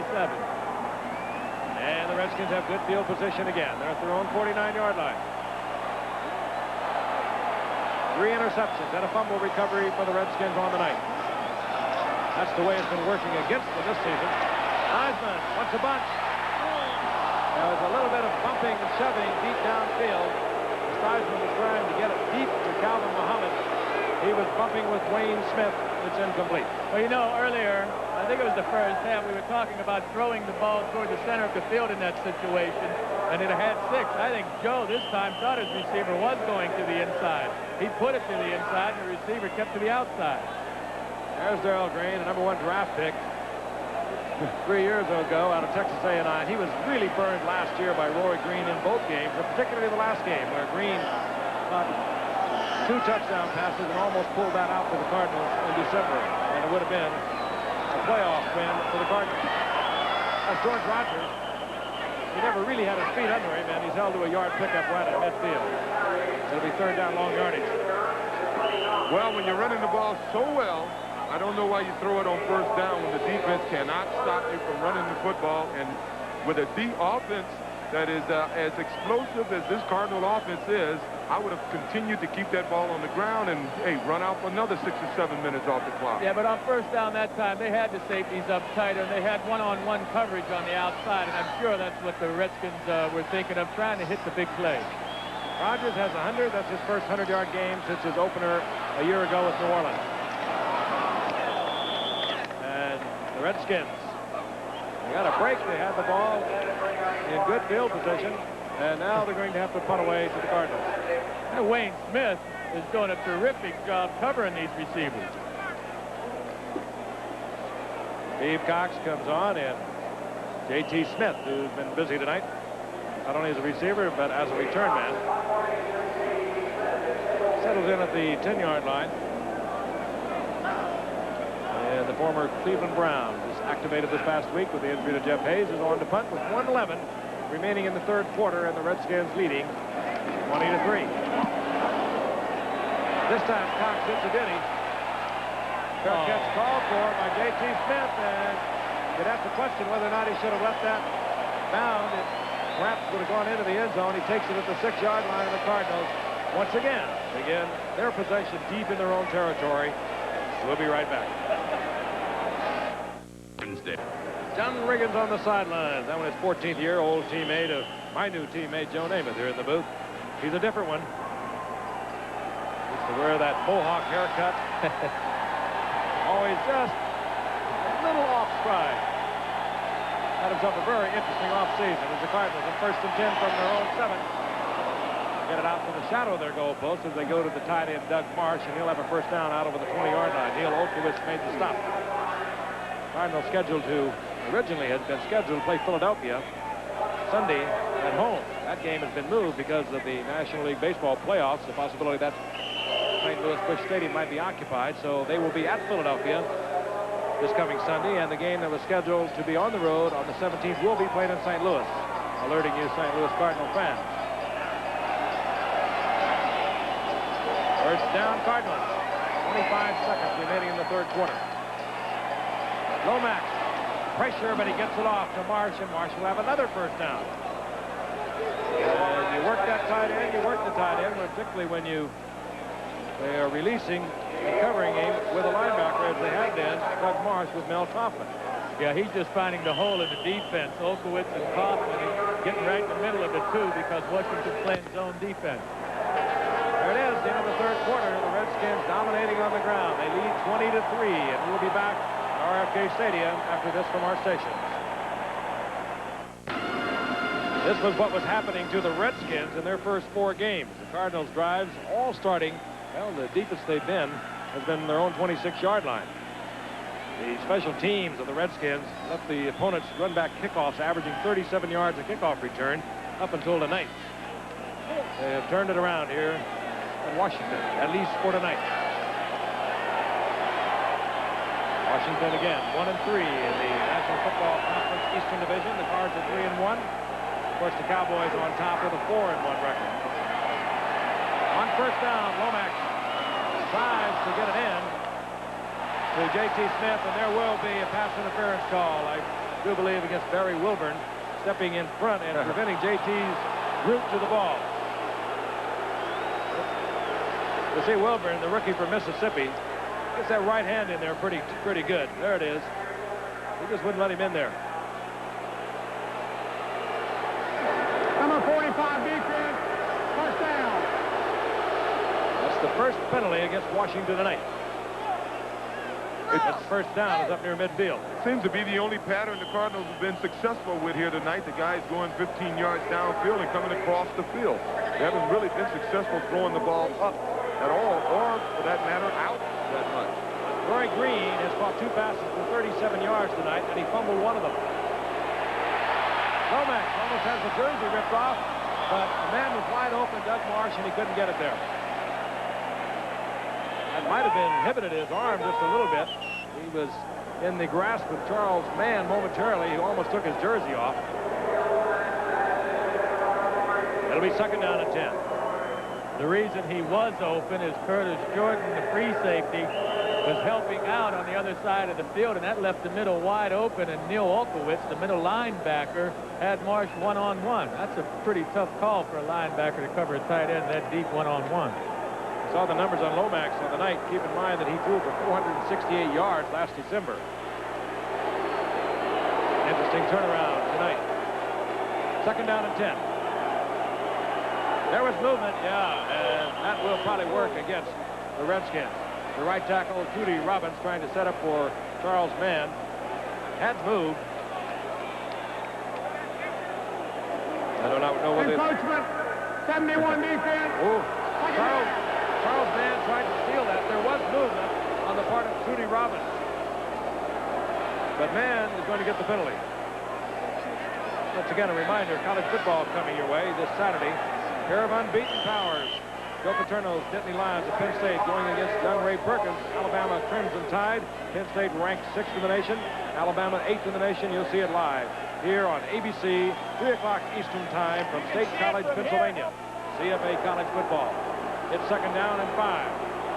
J.T. Smith flips to the right this time. Nowhere for Otis Anderson to go, and he'll lose yardage, and it's a swarming Washington defense that seems to be picking up momentum. Collided with his own man on this play.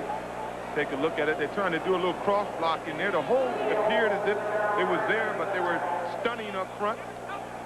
Forced Otis to do a little hesitation in the backfield, and he ran into one of his own men. And Neil Olkowitz, too. Olkowitz is right there in the middle.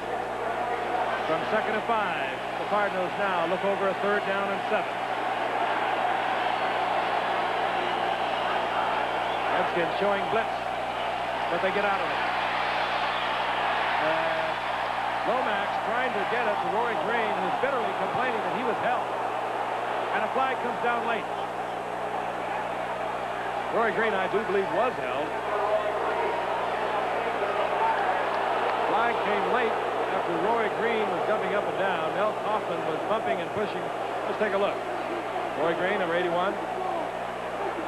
Actually, it's Darrell Green has been shadowing him all night. Had him by the jersey, I believe. The flag comes in, and it's first down Cardinals near the 42-yard line of the Redskins. 14 minutes remaining in the game. A lot of time even though the Cardinals are being totally dominated thus far. They have the dangerous weapon, and O.J. Anderson, and Roy Green. Lomax, down he goes. Another sack for the Redskins. Loss to the 48-yard line. The 4th sack on Lomax tonight. Charles Mann getting his 3rd. Big night for Mann.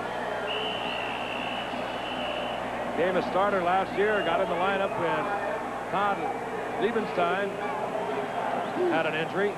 And they have not been able to get him out of there. 3rd-year man out of the University of Nevada, Reno, and he's having a spectacular night working against big Tootie Robbins, the 302-pounder over the right tackle side. Mann is very quick. And Robbins has been in trouble all night.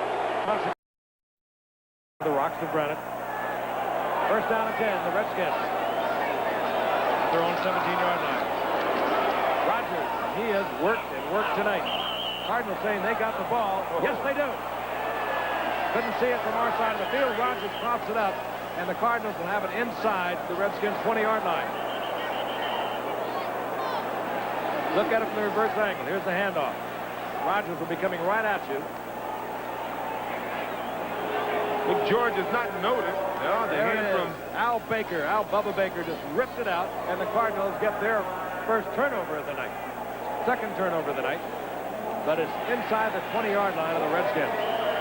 Been a lot of talk around here about George Rogers fumbling. He fumbled twice earlier this season in key situations, but he doesn't have the reputation as being a fumbler.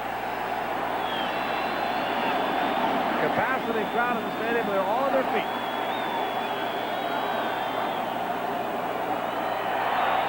Lomax, Pat Tilley, and Tilley comes up with it in front of Vernon Dean.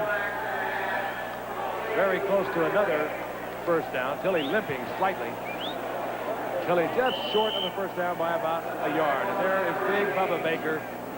Great numbers when he was at Detroit. Pro Bowl player there. Now in his 3rd year here with St. Louis, but he came up as a rookie and had 23.5 sacks in his rookie year.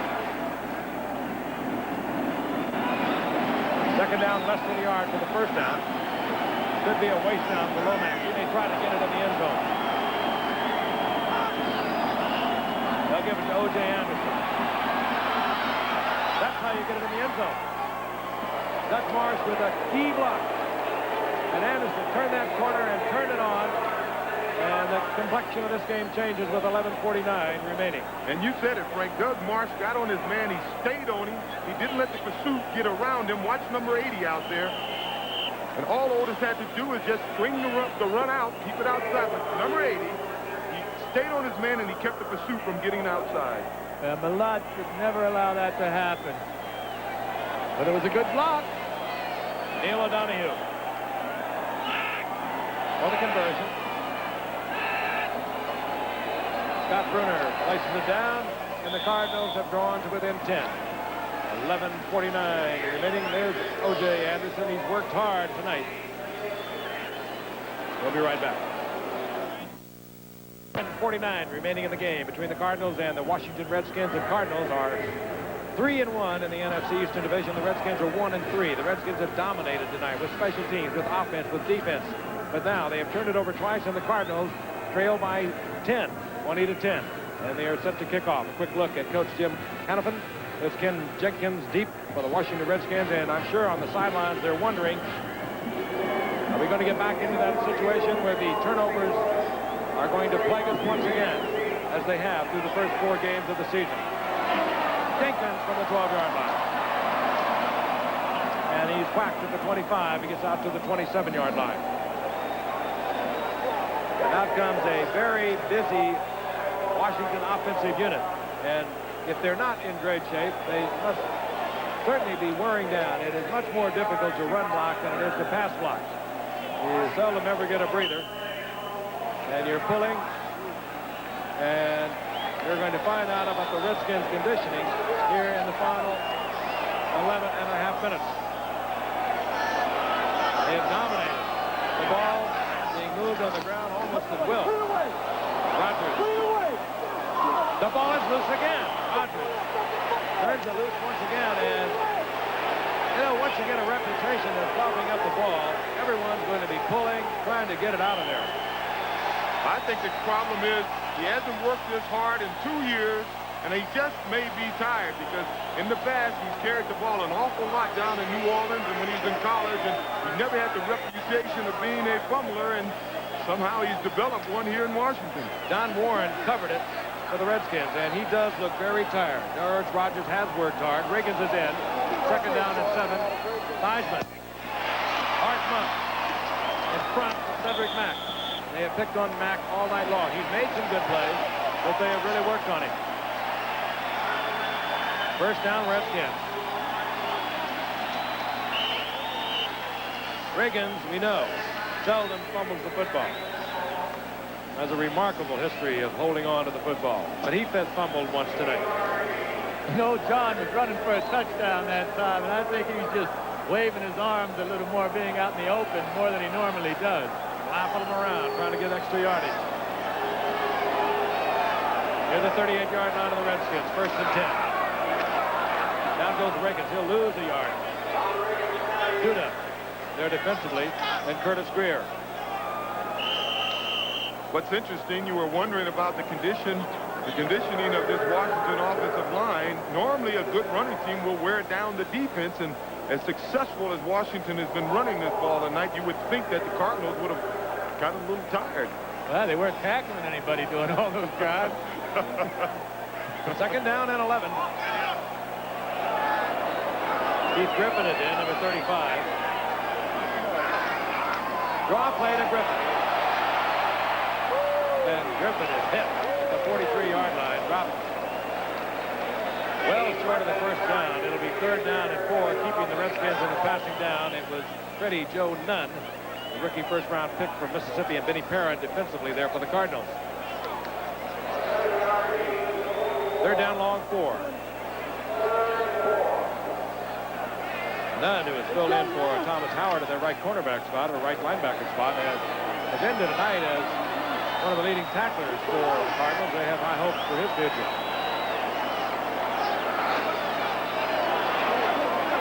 This is Griffin. And the Cardinals defense is toughening up. Or is it that the Redskins, who have had their offensive unit on the field most of the night, perhaps is beginning to wind down a little bit? The Cardinals really read that last play. There were more defensive linemen out there on the outside to stop the play than there were offensive players. I still think there's plenty of time for the Cardinals with their attack to get back and score a couple of times. There's no question. They did it last December. They came from way back at halftime. I'm really surprised that they haven't moved the ball better. Washington's really been doing a good job. Knox with that long stride. This is J.T. Smith. And Smith, relatively good field position for the Cardinals. They'll be at their 30-yard line, and I mean relatively good field position because they have been starting inside their 20 all night long. Hustling down there, Greg Williams for the Redskins. We'll be back. 8:09 remaining in the game. The Cardinals against the Redskins. It is 20-10. The Redskins over the Cards. At halftime, it was 17-3 a year ago, or rather last December. The Redskins led the Cardinals 23-7. They watched as the Cardinals roared back and with the arm of Neil Lomax to almost win that game, to lose by 2. That'll be a holding call, I believe, against the Cardinals as O.J. Anderson up close to a first down, but that flag went down in the area where you generally get the hold, and that's what's going to happen to the Cardinals. Relatively penalty-free game tonight, and that hurts the Cardinals. Otis tried to hurt Darrell Green with his arm, with his stomach, with his knee. Holding, 63 offense, first down. Well, Tootie Robbins has been having a rough night all night with Charles Mann. Mann has 3 sacks on the night. The one can hardly blame the big man from East Carolina for maybe getting an arm around the very quick Charles Mann, trying to slow him down and preserve his quarterback. I wouldn't be surprised to see him go to Tilly. That last play, Tilly ran right past Vernon Dean. First and 20.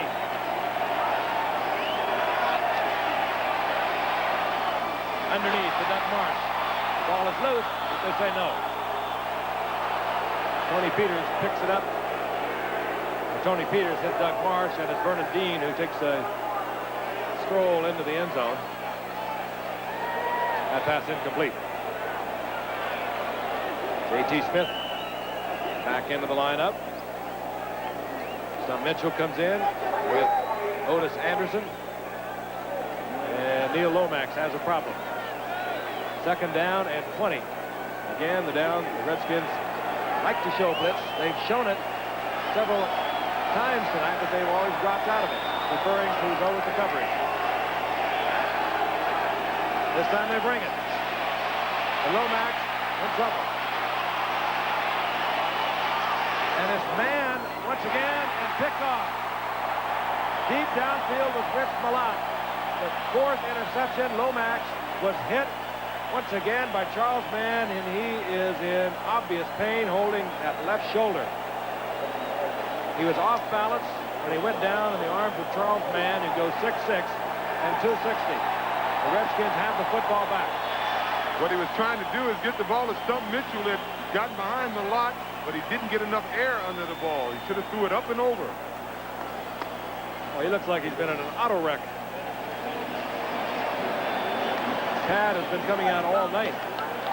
He was throwing that ball. He should have got it up in the air a little bit. He really did get tagged. He's lucky he did not get a separated shoulder. You can get it so easily when you go down with that extra weight of the tackler right on your body, land on your elbow, and it's goodbye season. Well, right now it may be goodbye Cardinals if Washington doesn't turn the ball over. There's 7:20 left on the clock, and you know that the Redskins are going to try and run that timeout. Redskins, 5 turnovers on the night. Lomax has tied his career mark for interceptions in a given game. Riggin. Boom ahead, getting about 6 out of that. 4 interceptions for Lomax tonight. And credit a Washington defense. They have scrambled, they have hustled, and the big man has been Charles Mann. They continue to look at Lomax. He's been in a war out there tonight. Second down and 4 for the Redskins. Redskins will be in Cleveland next Sunday. We're going to see them again November the 18th against the Giants, and what could be another dilly. Reagan, second effort, inside the 30. He'll be short of the first down, but not by much. And a week from tonight, we'll be in New York for the New York Jets going against the Miami Dolphins. Both 4-1. The Jets, as I mentioned earlier, off to a very slow start against the Raiders, getting wiped out, but they have really come back. And of course, we'll be watching Dan Marino as the Cardinals warm up a former New York Giant, Scott Brunner, who took the Giants to the playoffs back in 1981. He's been well traveled since then. Reagan, first down Redskins. And from the attitude and the tone of this crowd, you would think they would be playing for the divisional championship tonight. They've been on their feet almost with every play, but how they have suffered. They love their football so much here in Washington, and it has been a tough few weeks. Washington lost the opener to Dallas, blown away 44-14. And when you lose to Dallas and you're a Washington Redskin or a Washington Redskin fan, well, that's time to put the black morning cloth on. They beat Houston, grinding it out on the ground 16-13. They lost to the Eagles 19-6 right here. They lost to Chicago 45-10 last week. They are back now. Reagan hit at the line of scrimmage, stays on his feet. Still nailed at the 25-yard line by Leonard Smith. It'll be second down and 10. A reminder, tonight on Nightline, the latest information on an unfolding drama. An Italian cruise ship seized by Palestinian guerrillas in the eastern Mediterranean. That'll be tonight on Nightline, and it'll follow right after your late local news. So be with ABC tonight on Nightline with that developing story from the Mideast. Valuable seconds ticking off for the Cardinals. They have been thoroughly handled here tonight with the Redskins. Second and 10. Reagan, the reverse is from Monk. And the former Syracuse running back gets a first down inside the 15-yard line before Wayne Smith and Cedric Mark make the stop. Art Monk had a great career up in Syracuse before coming as a #1 draft pick 6 years ago. not only as a receiver, but as a running back. Riggins now to Monk. And just in a full sprint, sees it inside, knows what he needs for the first down, and he gets it. Ball inside the 15-yard line. You saw Joe Theismann scurrying out of the way. You quarterbacks are rather heady, Joe. 2 years ago, Joe would have tried to throw a block, I believe. I saw you do it in Tampa Bay, I think. Riggins. Down to the 11-yard line. When we look at these Cardinals, we can't help but be reminded that back in, when was it, 1965? My colleague here in the booth, Joe Namath, was drafted by the very Cardinals. Yeah, I had a good meeting. What would they have called you then? Boy, you Golden Arch Broadway Joe? What would it have been? Mississippi Joe, something like that. Could have been calling me a jerk had I made that move. They're going to love you out there. Hey, just kidding, folks in St. Louis. I like it there. Second down. Second down and 7. Riggins. Not quite enough for the first down. It'll be third down, but the seconds ticking away on the clock. David Galloway made the stop. Big Rigo got 100 yards, so does Rogers. He's looking on the side to the sidelines for Rogers, but I think Rogers is exhausted. There's no way he's coming back. The first time since 1942 in the Redskins' long history that they've had 2 runners that have gained 100 yards. Third down 4. Didier, told you earlier, he's been having a good year. Here is a receiver that caught so many record-breaking passes from Neil Lomax of Portland State, Glenn Didier. And Joe Theismann leaps up on Didier. Theismann, who's been taking so much more abuse, really, than the rest of these Redskins, has to be delighted with the performance of his teammates tonight. This is just a fine catch by Didier. Look at him. Great catch. On for the conversion is Mosley. And I'm sure Giant players looking on, Cowboy players looking on. Well, I know they're thinking it's back to the drawing board. This is once again a 4-team division.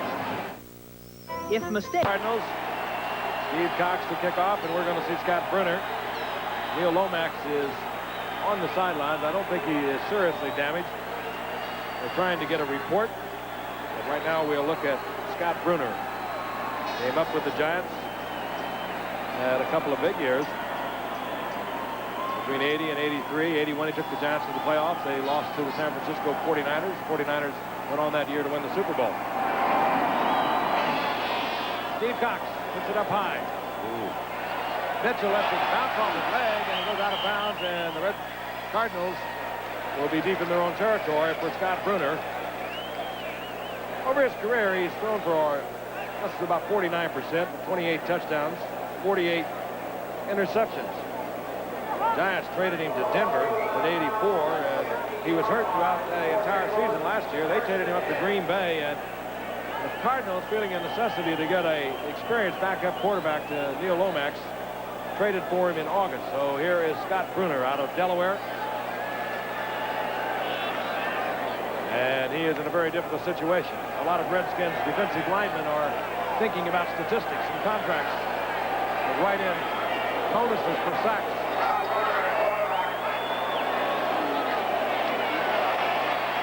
Brunner. And he gets the ball to Roy Green, who's been all but shut out tonight. That's his 3rd reception of the night. Heading down to the 2-minute warning. Cardinals not in any desperate hurry to get it off. If they do, and a bad snap, Brunner bobbles it and gets it up. Brunner fires another completion, and it's Roy Green, and he's out to the 43-yard line as we get the 2-minute warning. The Cardinals would get another first down. For the Redskins in the prevent defense, Joe loves so much, gives up another first down. We'll be back. Lomax has exited this game for tonight. There'll be many more to come. We've been told he has a pinched nerve in the left shoulder. We have also been told it's nothing serious. And Scott Bruner is on. We are going to watch Cardinals and Neil Lomax a little later on in this season. November the 4th to be exact. And we'll be in St. Louis for the Dallas Cowboys and the St. Louis Cardinals. First and 10 with Scott Bruner at quarterback now for the Cardinals. 1:54 remaining in the game, and the Redskins on top. And they are definitely back in the hunt in the NFC Eastern Division. They lead 27-10. Bruner looks to Roy Green again. And in and out of the hands of Tony Peters, and that might have been 6 easy points. This telecast is presented by the authority of the National Football League. It's intended for the private use of our audience. Any rebroadcast or other use of this telecast without the express written consent of the National Football League is prohibited. And one more reminder, we'll be back in New York for the Jets and the Miami Dolphins a week from tonight. And that should be something. We talked so much about Dan Marino, but that young Kenny O'Brien is coming along for the Jets. He really is. He's not throwing the interceptions. The Jets aren't turning the ball over. They've played 3 good football games the last 3 weeks. Bruner from the shotgun, 2nd down and 10. Manley trying to get his 4th sack of the night. Goes offside. Friendly little gesture on the part of Otis Anderson. And procedure is called against Tootie Robbins, who I don't think is looking forward to another meeting with Charles Mann later in the season, because Mann has really run over him, around him, under him, through him. Really kept him busy. And he gets kind of a little appreciative hand there from Joe Bostic, who, by the way, is the brother of Jeff Bostic, the center for the Redskins, who is on injured reserve. It'll be a very proud Bostic family about these 2 Bostics. Made their way in the world of pro football. 2nd down, 15. Bruner trying to get to J.T. Smith. Almost picked off again. Boy, this is the time of the game, or this is the kind of a situation that I know these wide receivers simply hate to get into. These defensive backs are just laying back there in the grass, and they're going to come up and put a real lick on the man that catches the ball. It's called getting into the arthritis situation. You just know you're going to get it, and you really like those quarterbacks that keep it down there around the waist. You hate those ones that put it up there about 3 feet over your head, and you know what's going to happen. The back, the ribs, they all get broken. 3rd down, 15. And flag is down. Movement again. And another procedure call. Again is Tootie Robbins, who is bracing himself every time for the charge of Charles Mann. I mentioned earlier that the Philadelphia game in St. Louis that was scheduled to be there next Sunday has been moved because of the possibility of the National League playoffs. That game will be played at Philadelphia this coming Sunday, and the game that was scheduled will be back in St. Louis November the 17th. And of course, speaking of the playoffs, baseball's main event, the World Series, will begin Saturday, October the 19th right here. ABC Sports will present exclusive coverage of the 82nd edition of this Fall Classic live at 8 o'clock Eastern Time. And we're all proud of this opportunity. We hope you will be with us. Catch it here on ABC Sports. 3rd down and 20. Mann got to Bruner once again. He was brushed. Vernon Dean, who went out of the game with a mild concussion earlier, gets the interception, and no one is happier than Tootie Robbins.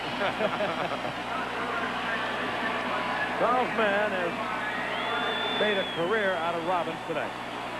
First for the big youngster out of East Carolina. Hopefully there are other days. Watch the pressure. You'll see it on the right side. Once again, Charles Mann working against Robbins. Bruner was able to get it off, but he would have loved to have had a little more time. 1st down, Redskins at midfield. Reagan stays on.